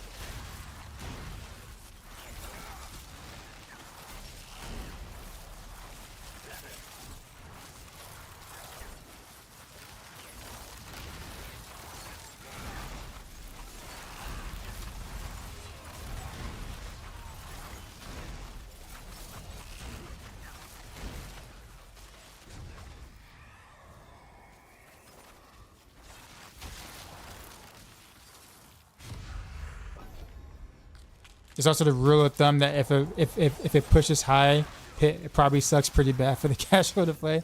Also probably pretty bad for most other content, period, right? Because all the things you have to do for these specific pit push things. So like you have to gear differently or look at it differently. Yeah. Crafty's right.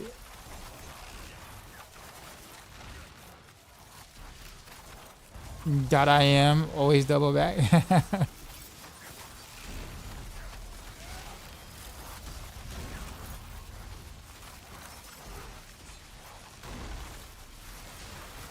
That's why I said before, we just need a different metric. I think pit is just a horrible... It's the only metric we got, which is why I know why people do it. It's the only metric we got. But like, we just need a better metric, man. We need like a different type of content to scale so we can have a different way of being able to see what, you know, our gear can do.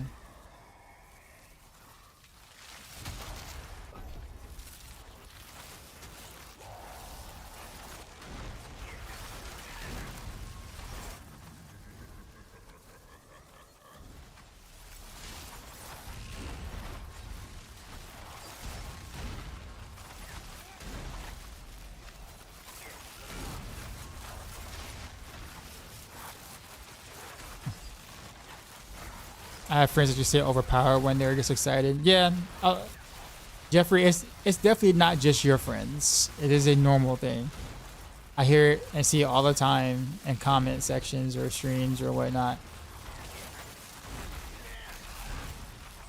You know, nowadays people kind of like associate with OP being good. Build is good, so it's OP. I think it's OP as hell now, man, bro. And it's like, nah, it's just good.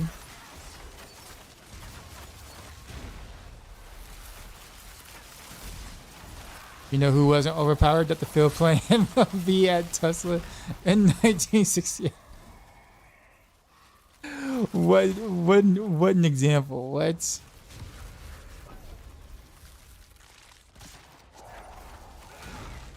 What happened from that weekly Guardian thing from launch?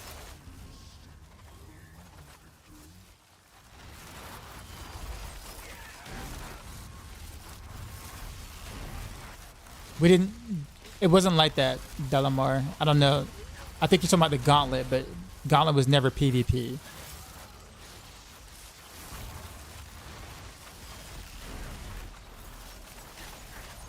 So yeah, I'm not quite sure what you're referring to.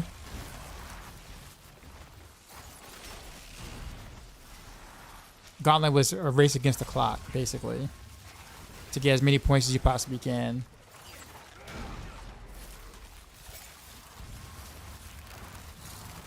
Yo, Dioxide, have I seen that new overpowered Death Trap Flurry build? Yep, I've seen it.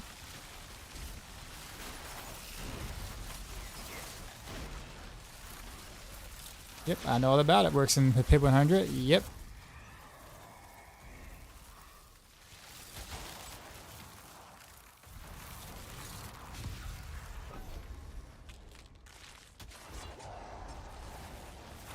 Move sweet. Are you gonna build towards it? It's really hard to gear for. You're gonna go for it.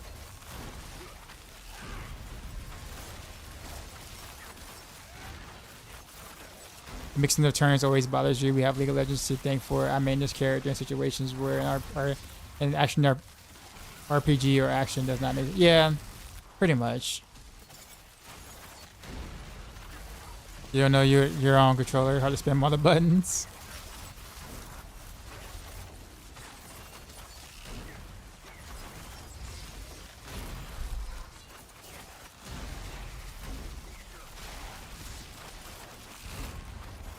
Bro, we are not like our boons have been atrocious, man. I can't even play D4 since they removed DLSS.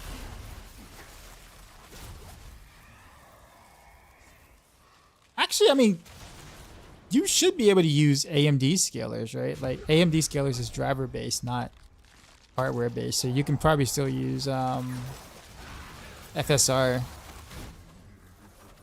Which I forgot. I probably should do the same.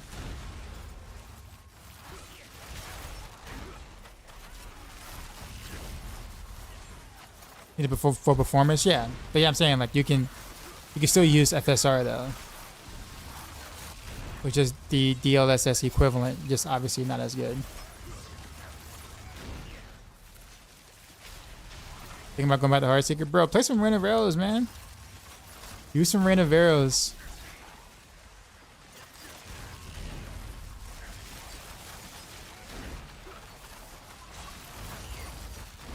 I mean, you are like on my YouTube stream, right? Check out some of my latest content. Rain of Arrows. You're currently, yeah. Well then, you're not. Are you not enjoying it or not?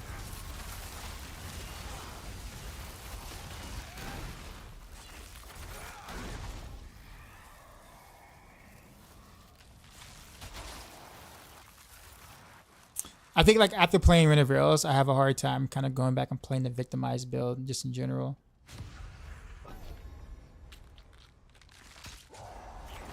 Any victimized build. Is the runes what help keep victimized Barrage rogues resource up? The runes, the one rune can help, but eventually no.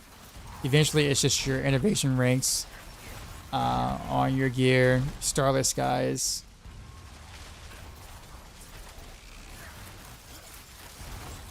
It's kind of it.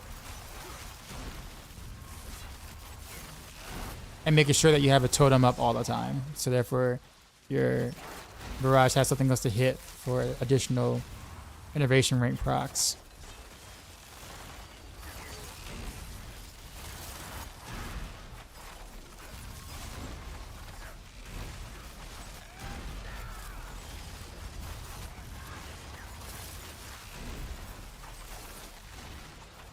It forces us into lords. Lord should just give way more Aether, man. Like instead of that BS like 3 Aether they give, they should give like 9, 10.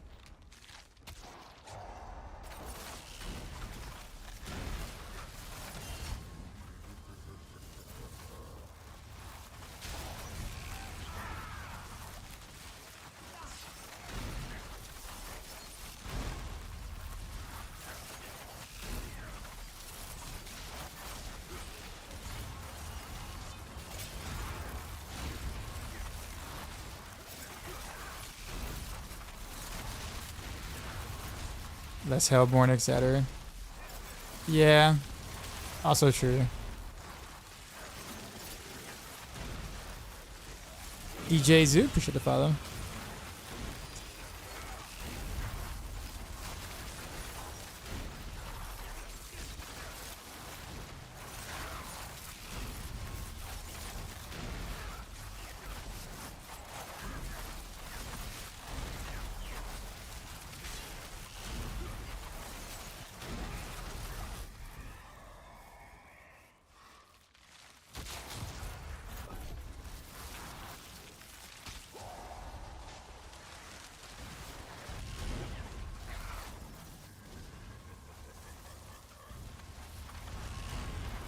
Yeah, right on time.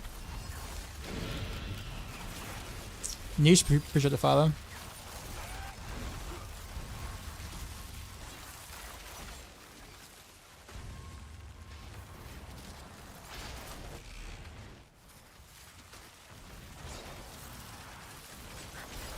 Yo, where the spawns at? That was like 5 to 10 seconds, like nothing spawning.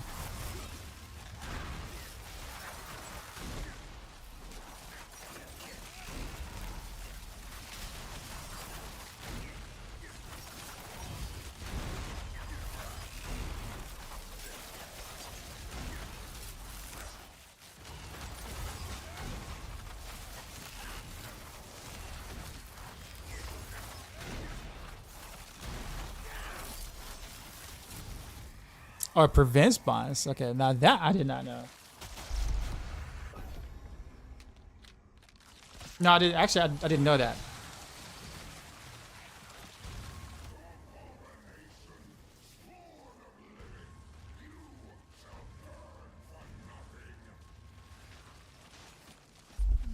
Was the curse set up with Dance with Knives? You don't want to know. Because you're not going to want to play it. I promise you, you're not going to want to play it.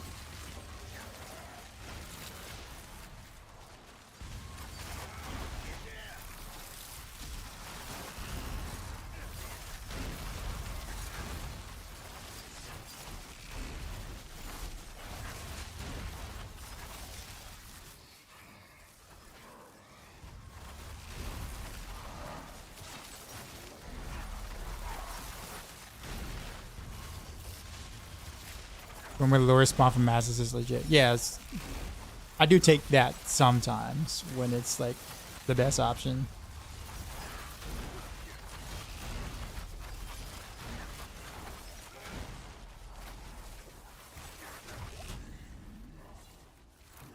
Yeah, you definitely don't want to do the cursed version. You have to injure yourself to even be able to start.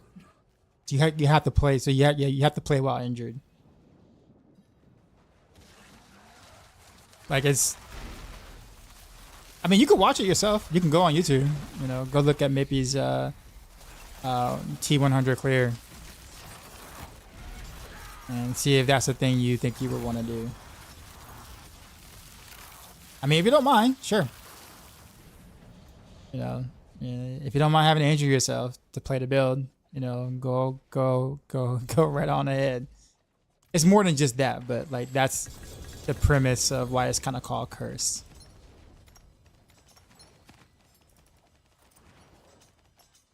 You have to get your health all the way down to an injured state to even be able to use the said rune to be able to snapshot it to be able to do more things.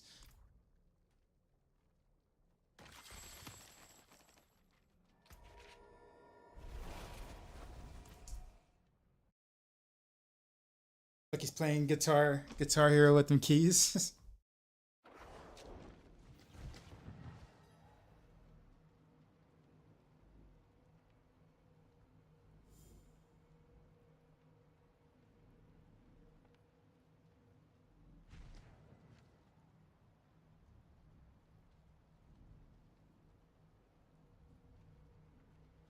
We have the game crash. My game crashed at the start of the stream. Like when I opened it up, like the very first time, it just crashed. See if I can use whatchamacallit. Let's do let me see if that actually would kind of be all right. Oh, I didn't get nearly as much lag switching to the thing or whatever. Okay, this actually isn't that bad. All right, AMD, look at you. Your scaling isn't that bad.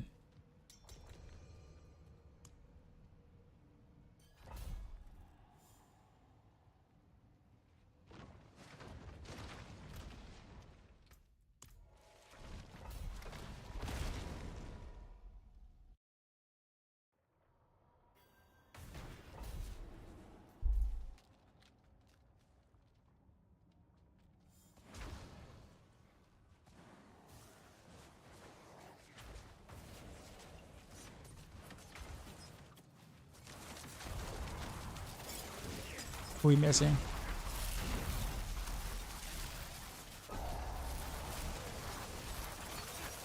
How exactly this frost feeder works now? It apparently seems like the chill effect is actually like giving you damage, like a multiplicative damage bonus to chilled enemies. So it's really not like a big upgrade. Most people won't even notice. I actually ended up just going back to fluidity, to be honest. Oh, game froze?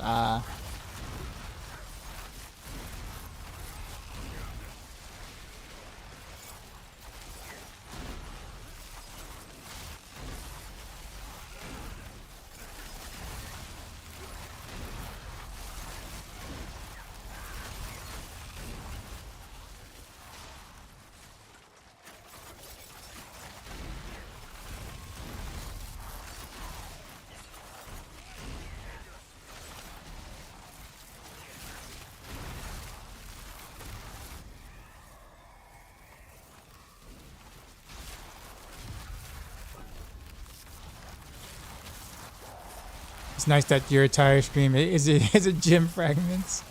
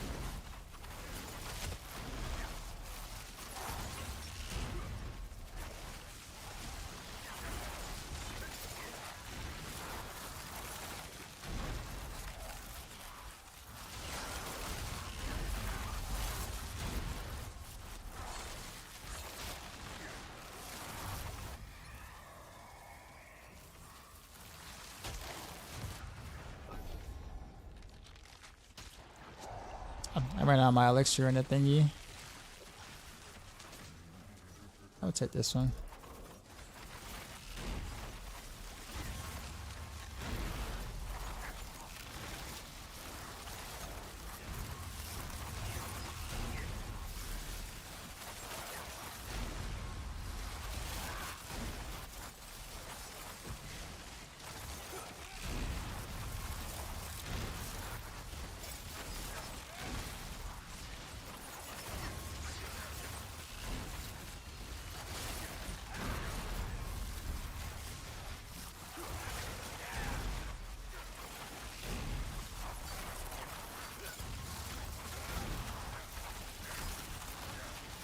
Yeah, so Dalmar, I've read everything you just said. That was never the case in this game. That has never existed in Diablo 4. It might have been a concept that they might have might have thought about, but it was never have we ever played anything like that in this game.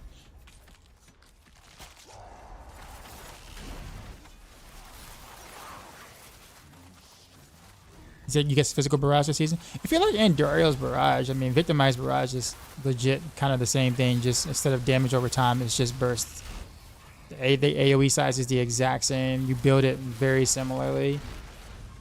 The playstyle is legit identical.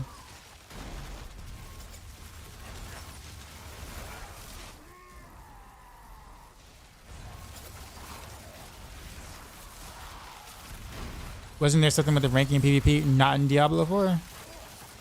We never had a ranking system in Diablo 4. I don't know where anyone's getting that at all. We've never had a ranking system for PvP in Diablo 4. The only time there was ever any leaderboard or rank system, whatever, was Gauntlet, and that was it.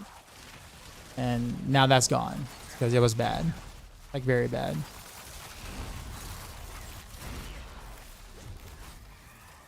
There was a mark that put the highest person in PvP.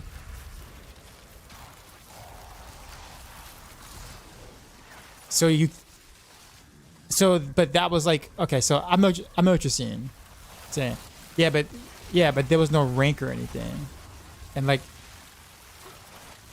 I know what you're talking about, because they discussed it. They discussed that and whatever like that, but that's not like a mode or a competitive mode or something.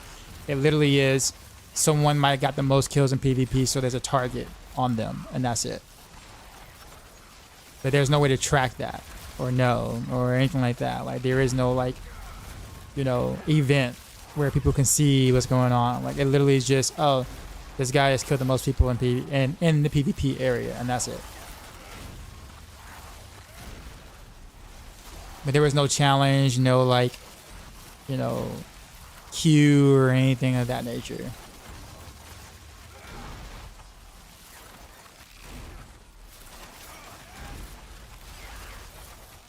I mean, it would be kind of cool, but PvP is horribly imbalanced at the moment, so that would be a disaster if they attempted that now.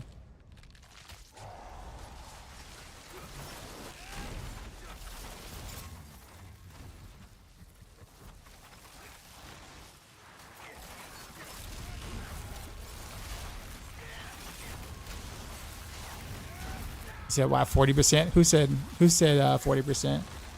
40% what?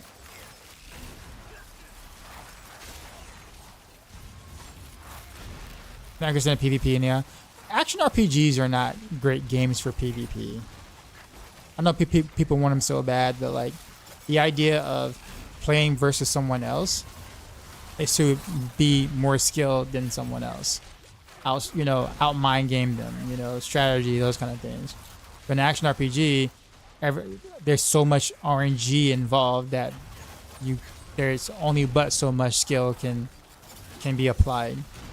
Because if someone crits but the other person doesn't crit, because RNG, because crit chance, right? For example, then like the person could have one-shotted you, but you didn't kill them because the number didn't actually have you crit. And at that point, what do you do? Like that's not in your hands. That's literally just the idea of, oh well. So like, I guess action RPGs for PvPs, there's just way too much RNG involved, and differences in gear to really have a truly competitive, fair PvP.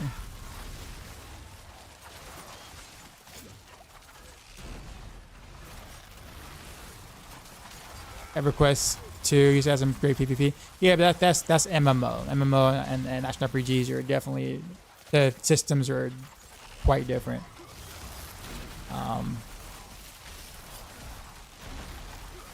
Is there any use for that wind force? Nope, 0. 0 use for the wind force.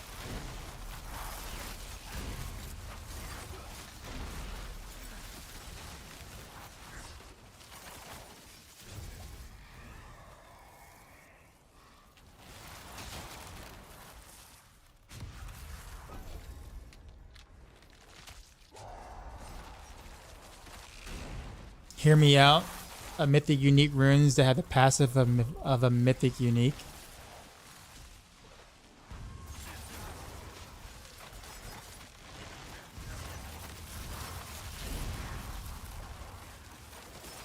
Would be OP.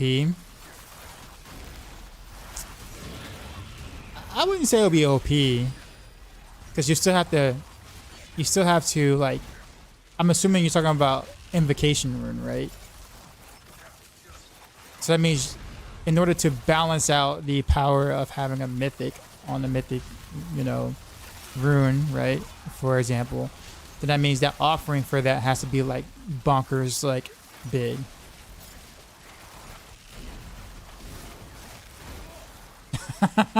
Jeff. Yeah, so you're looking at what, like maybe 1500 offering to proc said unique or mythic ability or affix or whatever. So like it may or may not even be worth it unless the cost of the unless the offering was like low enough for it to be spammable or something.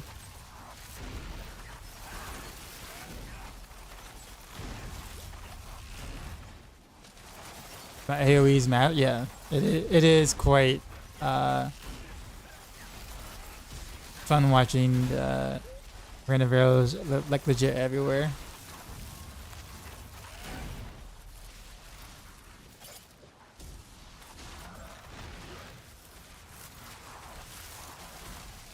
Okay, I'm still gonna get the victimized bro up and running. I can clear 65, but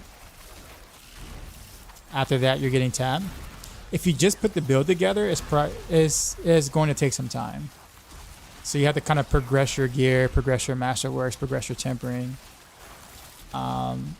before you start seeing better results. But like if you just put the gear together, like you just got to set together, and and then you start playing with it in a sense, then yeah, it's going to feel mediocre until you invest more time into it.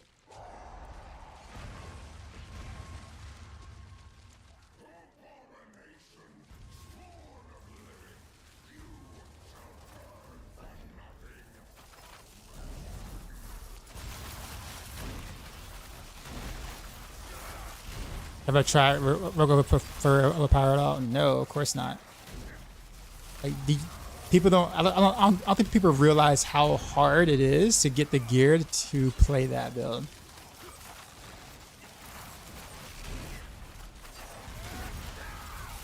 Like 99.999% of players will never get the gear to play that. Like to play like the 4 version of that.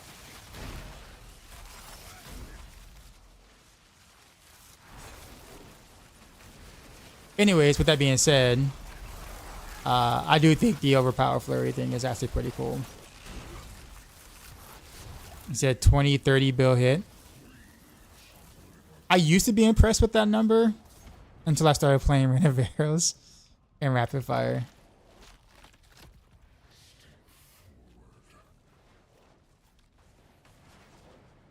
Like each wave ticks 4 times, and each one of those waves can crit for 21 billion.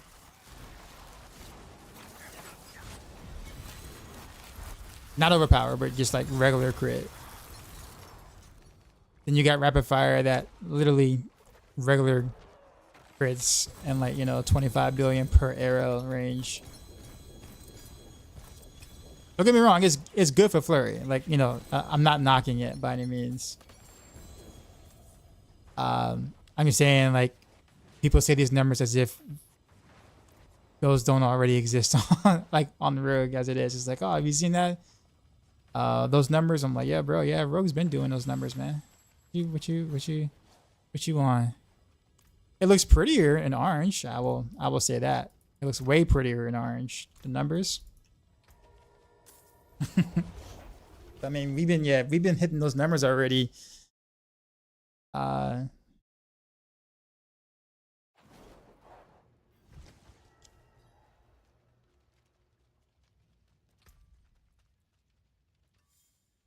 I guess the thing that I'm the most excited about stuff like that is just that it's different. It's different. It's a different way to build it, which is kind of cool. Like it's cool. It's really cool to have a different, like builds having different requirements and not the same everything's.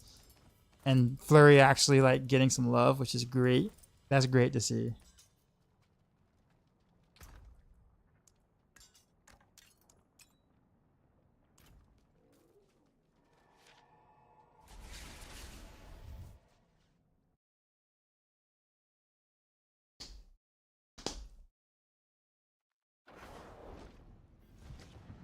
Okay, thanks. We'd love to see you fine tune it.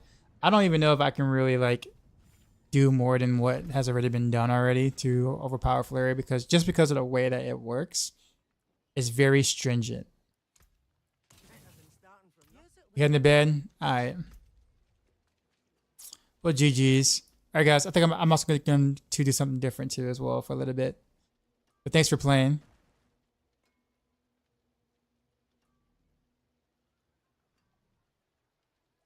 If you got a good Spiritborn, since Rogue and both use Dex, farm your jury chance best boost on it. Of course, you need to get the Rogue. That's what you did.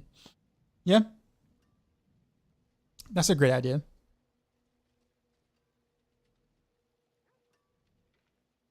Also, thanks for the build. By the way, Docs, I think it's missing some Paragon stuff for it. Yep, definitely got to work into it. But yeah, Painful Rib. Yeah. Like I said, I don't think there's more that I personally can do with it. I mean, probably like a Barrage variant of the overpower build, like Overpower Barrage. Like that's a thing. That's a possibility. But like I said, like I would need to actually get the gear for that, and I just, since I wasn't in the process of getting it, it would take me a while. That was fun not being with 3 Spiritborn. It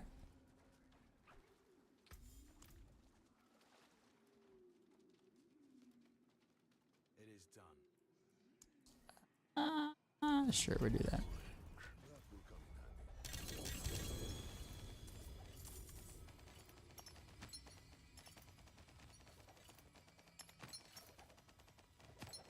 Discovering this season, you have to get a lot closer to optimal gear than in past seasons. It's just because of the way the itemization is now. Like, it was a lot easier to find like ancestral stuff because everything that dropped was ancestral. So like getting ancestral versions of what you need, especially the amulet, is a lot harder this season than it was last season. So yeah.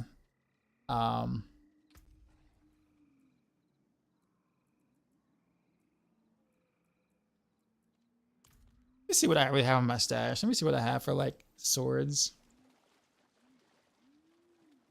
Because making a physical barrage precision build is like super easy to switch into, like super easy.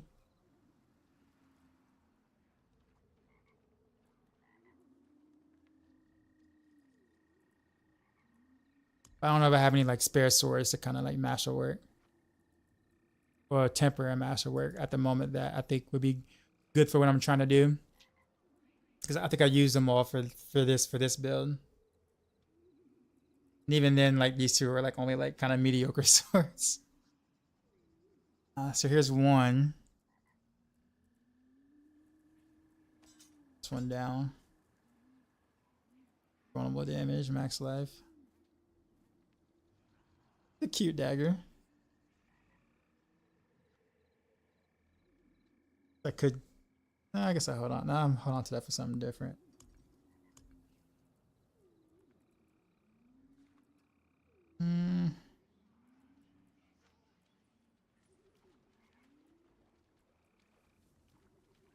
Alright, another great damage one. So those two. Basically, I'll just kind of keep the ring because there's no reason to change out the ring. And I have an amulet that I'll probably just reuse from something different. Keep almost literally almost everything else. We'll get out the beast bridge because it sucks. Is 5% even good on any build? No. Well, poison related builds, but even then, like still, like no. I have 1600 plus vulnerable damage, 79% attack speed, but it feels like I'm just hitting like a wet noodle. I think my question is, when do it picking up to where you can push 90 plus pits? Well, I mean, 1600 vulnerable is like kind of low. So like you're kind of at a gearing point right now where you're still progressing. Like you're in the earlier stages now, where like you're not fully masterworked. Like your tempers are kind of like maybe mid or not the right ones. You might only have one GA and maybe not their GA in the right spots, whatever. Like you can't really talk about doing 90s pits without like those things like there on any rogue build. Unlike Spiritborn, where you can kind of do 90s naked, you can't really do that on any other classes. So it's just more so, honestly, just about patience and like just progressing your gear. Because I mean, that's kind of like I said, 1600 vulnerable isn't really a lot. In fact, that's kind of like you just put it together type amount of vulnerable. You know what I mean? Like that's. Yeah.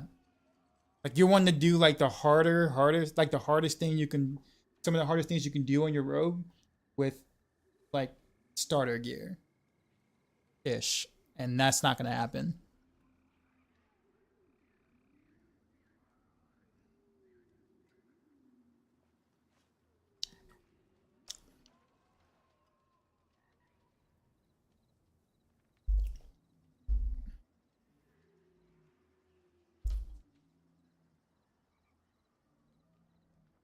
I love the song by Dirty Leaves. Rogue's going your stash now. I mean, I put them in my stash so I can make some room. But there's a whole tab here that I probably should just kind of get rid of. I have all mythical, but temperature scatter for sure, and no triple crits. It's not necessarily you need like triple crits per se, but like the aspect, like how like what's the quality of aspects? How good's your fist of fate? There's a lot of things that go into it. You know, your glyph levels. What are your glyph levels, right? Like, do you have all your Paragon boards? Like, there's a lot that goes into scaling your damage.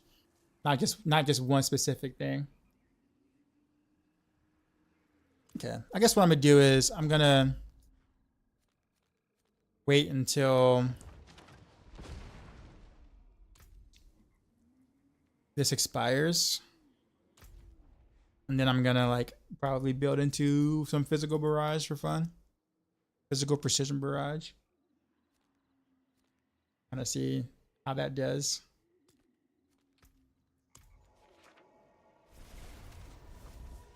You mean like runes getting mailed to you? Yeah, for sure. Mika was up. I'm working on guitar stuff. Wanted to show you the wife something that I was playing. I forgot. I had the stream in the background doing DI into your mixer. She listens in. She says, "Who's talking in the background?" The spoken word vibe goes well with the metal riffs.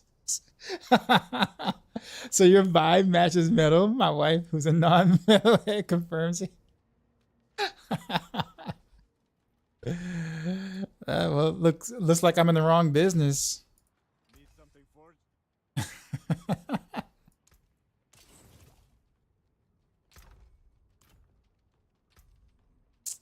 That's kind of funny though.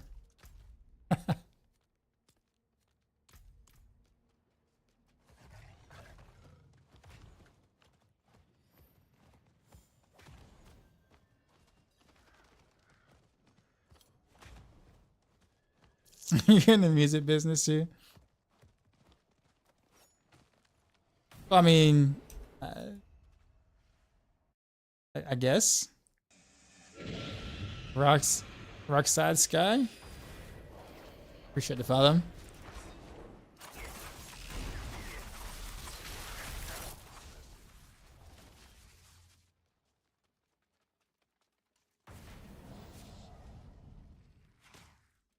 What's wrong with precision? What do you mean?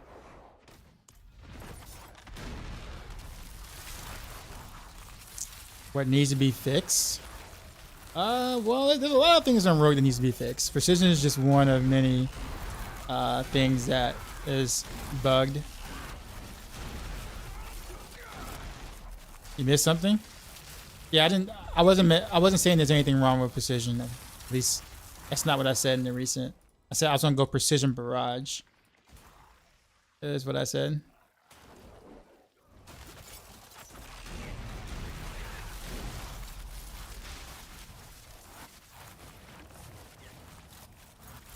Probably gonna do it with Shadow Clone too, most likely.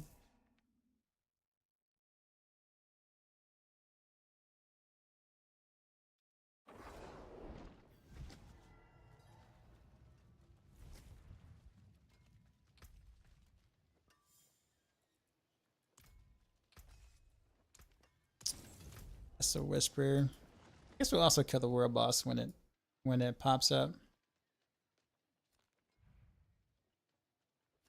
I guess I can go ahead and go now.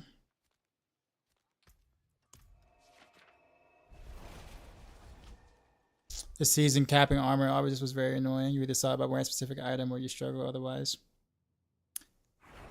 To be honest, I kind of like it because otherwise we just stack damage, but deals more damage. So like all of our items and stuff, we just roll stats for legit just more damage, and if it's not damage, then we just like stack health, and that's it. So it kind of gave other things more value than we normally would give them.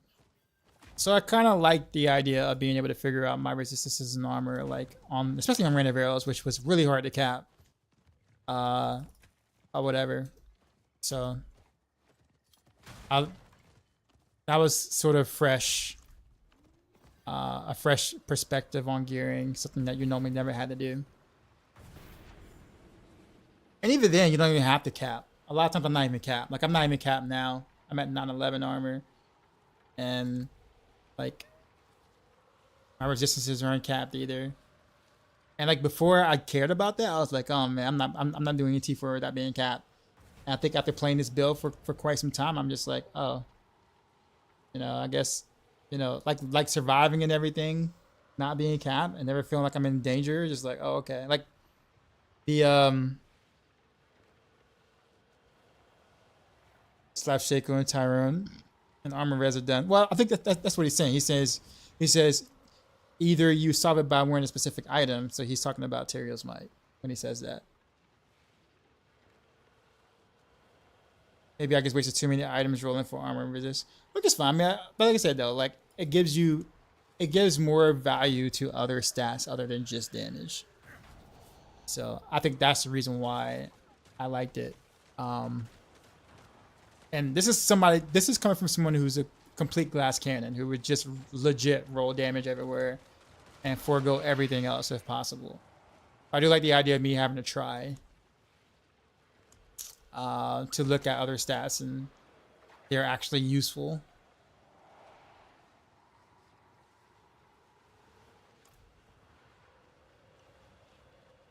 I can start a rogue today and have most of the pieces kind of set up per your Rain of Arrows build you posted. Just curious, how do you get the ult cast frequency, have 4 waves, etc.? So the 4 waves is basically your marksman projectile. So this whole thing right here, chance for marksman projectiles to cast twice, that needs to be as high as possible to get the multiple waves. And then the ultimate cast frequently has everything to do with the beast fall boost, basically. Beast fall boost and the ultimate damage. Sorry, the Rain of Arrows cooldown reduction. So those 2 things. So, but all of those are actually explained on the video as well as the guide itself in terms of like how that works. If you want more details.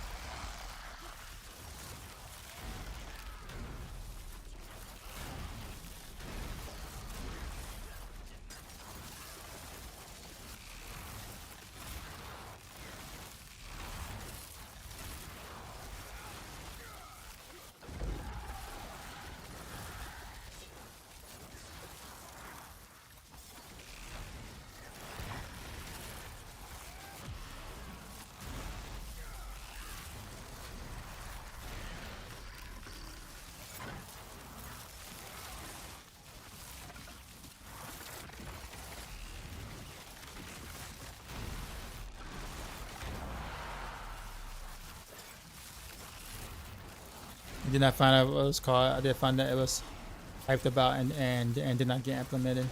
Yeah, so that was stuff that was talked about before the game released. Like literally like probably 6 months to a year before the game was released when they mentioned the PvP thing or whatever. Like that's what it was going to be in a sense, but it never got implemented in any portion of the game, whether that was beta, in-game beta, or anything like that. Like none of that ever made it into the game.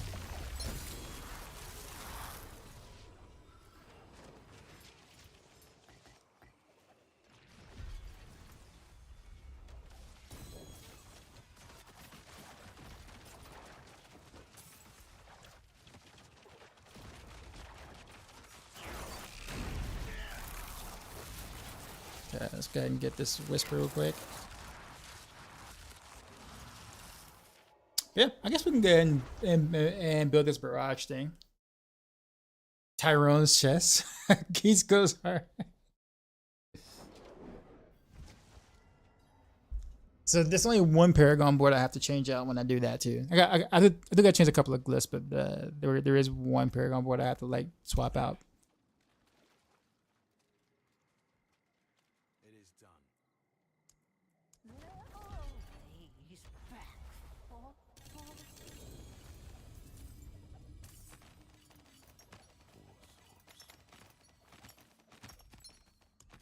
I really need to start salvaging a bunch of this stuff. Like they're all just kind of just chilling in my stash, and I'm not even gonna use most. Let me see if this is like a 6 wave, 10 wave. Okay, cool. Actually, I kind of like the 6 wave ones. It's the 8 wave one. This is like, it's like right in the middle where you like, it's like I don't really want that. 10 wave is fine, but 6 wave is like, if I want to try to get more iron chunks and whatnot. That's like faster for that. So it's less, it's not as efficient for like masterworking stuff, but it's more efficient for like the like items and iron and rawhide or whatever.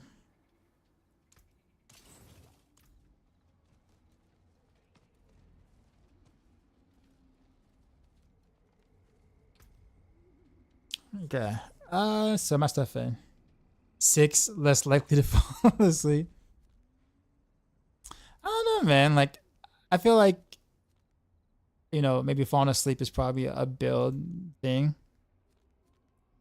Like, I don't know. I never really get that feeling when I'm playing Rogue. Generally. At least in any of the builds that I've played. If I was playing Spiritborn, I mean, I might play for like 30 minutes and I'm just like fast asleep. I'll have to do something different. Best armor in the peaks.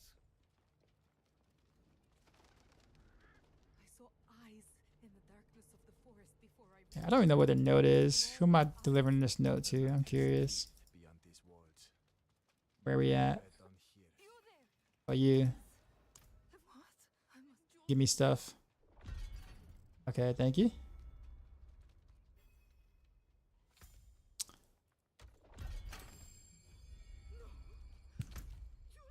Hey, bonus gold. Okay. All right. I guess it's time. Let's go. A bow or crossbow would be better for Dance of Knives. Honestly, whatever the Maxroll whatever the Maxroll website tells you.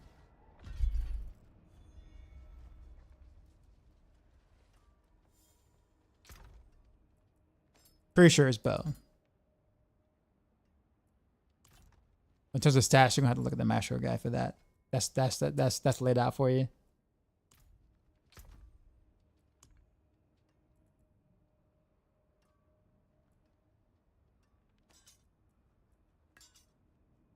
Have I gotten the green eye devil cat mount? I don't think so.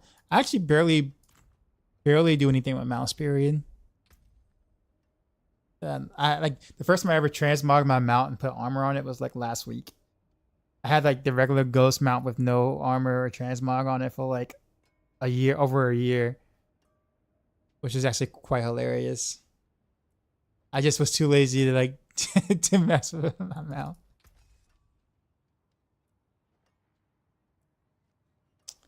Okay, so what do I need for masterworking here? Not masterworking, but tempering. So, same stats as, you know, these things here, but we're gonna go crit damage, of course.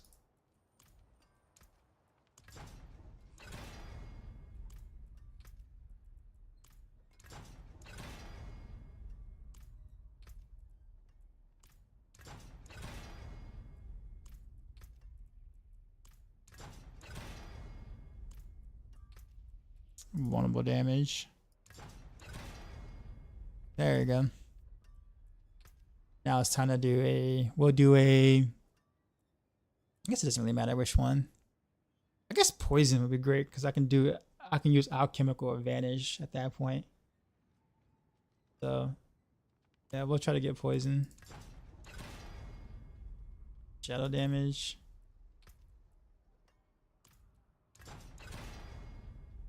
Shadow damage.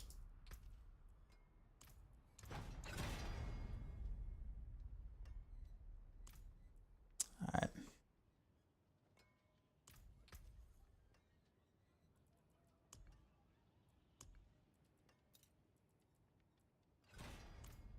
What will it be?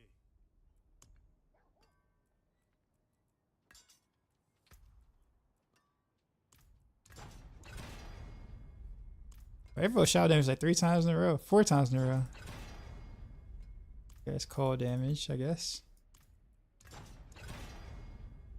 Shadow damage. Poison damage, good. Alright.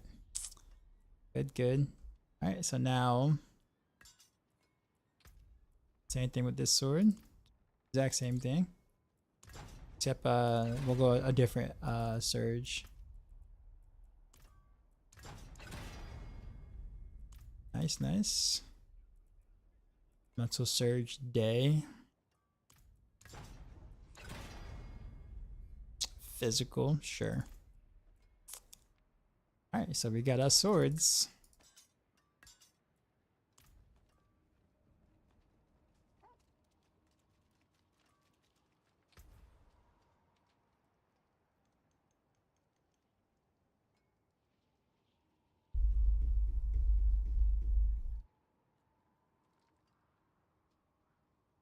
Joseph Reese, you don't like the playstyle? You're not enjoying the playstyle?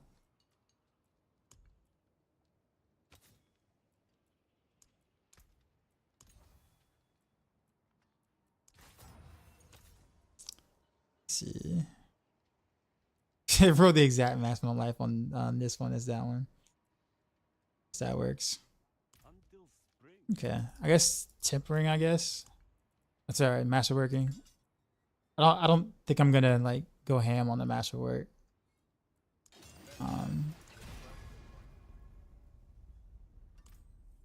You just like to spam kill everything.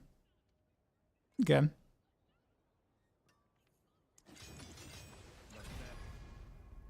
I make a spirit born.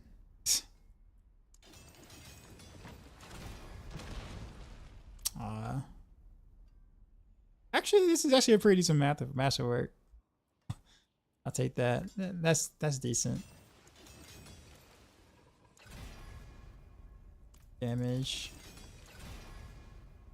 Critical straight damage. Critical straight damage, okay. Although it's the opposite way from this one, but that's fine. I mean, this is just to mess around with, so that's fine.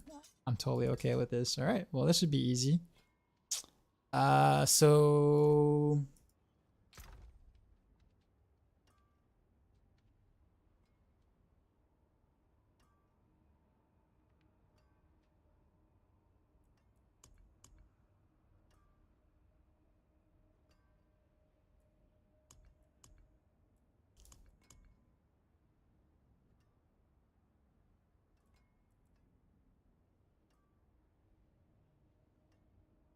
I mean, this is pretty much the best amulet I'm going to be able to do for now.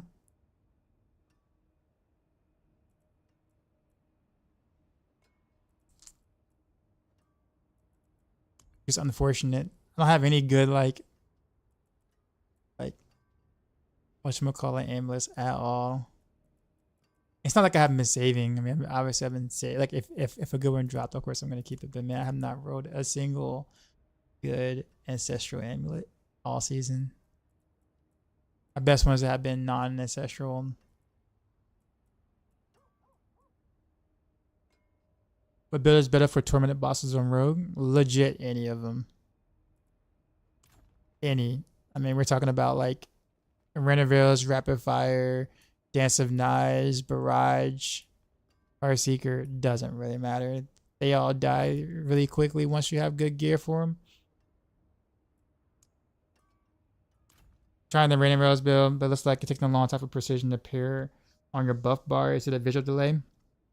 It's not a visual delay. It's just that there's so much stuff on your bar that sometimes it's just like not visible.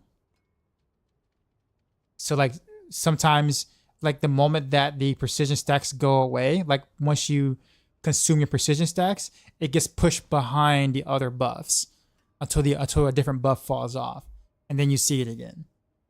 So it's not like it takes forever to stack it. It's just that you really don't really get to see it often on the bar itself. But it's there. It's doing the thing.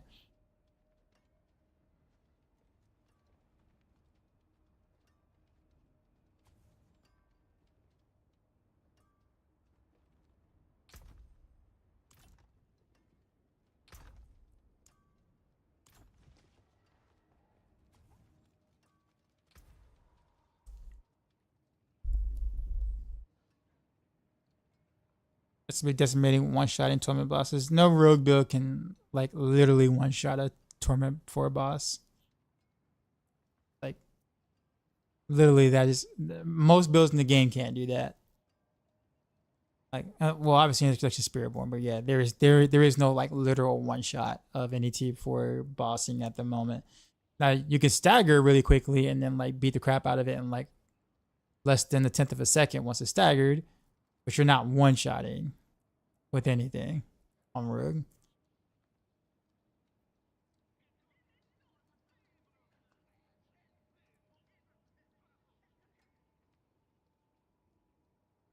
You plan on hardcore, so you got to be careful. Okay, that's fair. I'm trying to think for you. I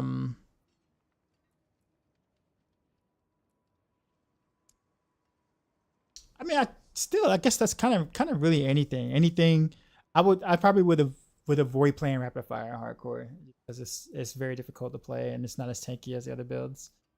Dance of Knives is pretty tanky. Rain of Arrows is pretty tanky. Death Trap Rogue is a thing. It's also pretty tanky.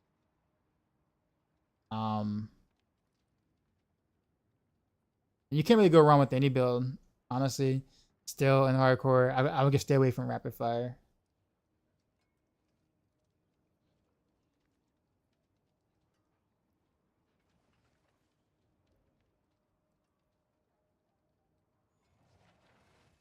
It's called Bazooka Barrage. Let me ask you a question. Are all of his numbers orange? Or all of his crits still yellow? It was orange? You're not sure? You said, yep, it was wild, and then you said, not sure. I guess my thing is that people tend to embellish quite a bit in this game. So when people say like, you know, like they'll say something they saw. I was like, yeah, I saw this one thing, and it was like, you know, it made like Thanos cry, bro. You know what I'm saying? Like you know, like the Infinity Gauntlet, man. This build was like better than that. You know what I'm saying? Like it just like people tend to embellish, and I'm just like, okay, you know. And like I've been around the block, I've been playing the game for a bit, so it's like knowing the math of the class, unless there's some sort of new bug, and knowing the health pool of these like bosses, like I kind of know what to expect.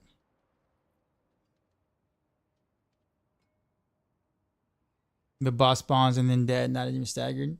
And solo, like legit, literally one hit.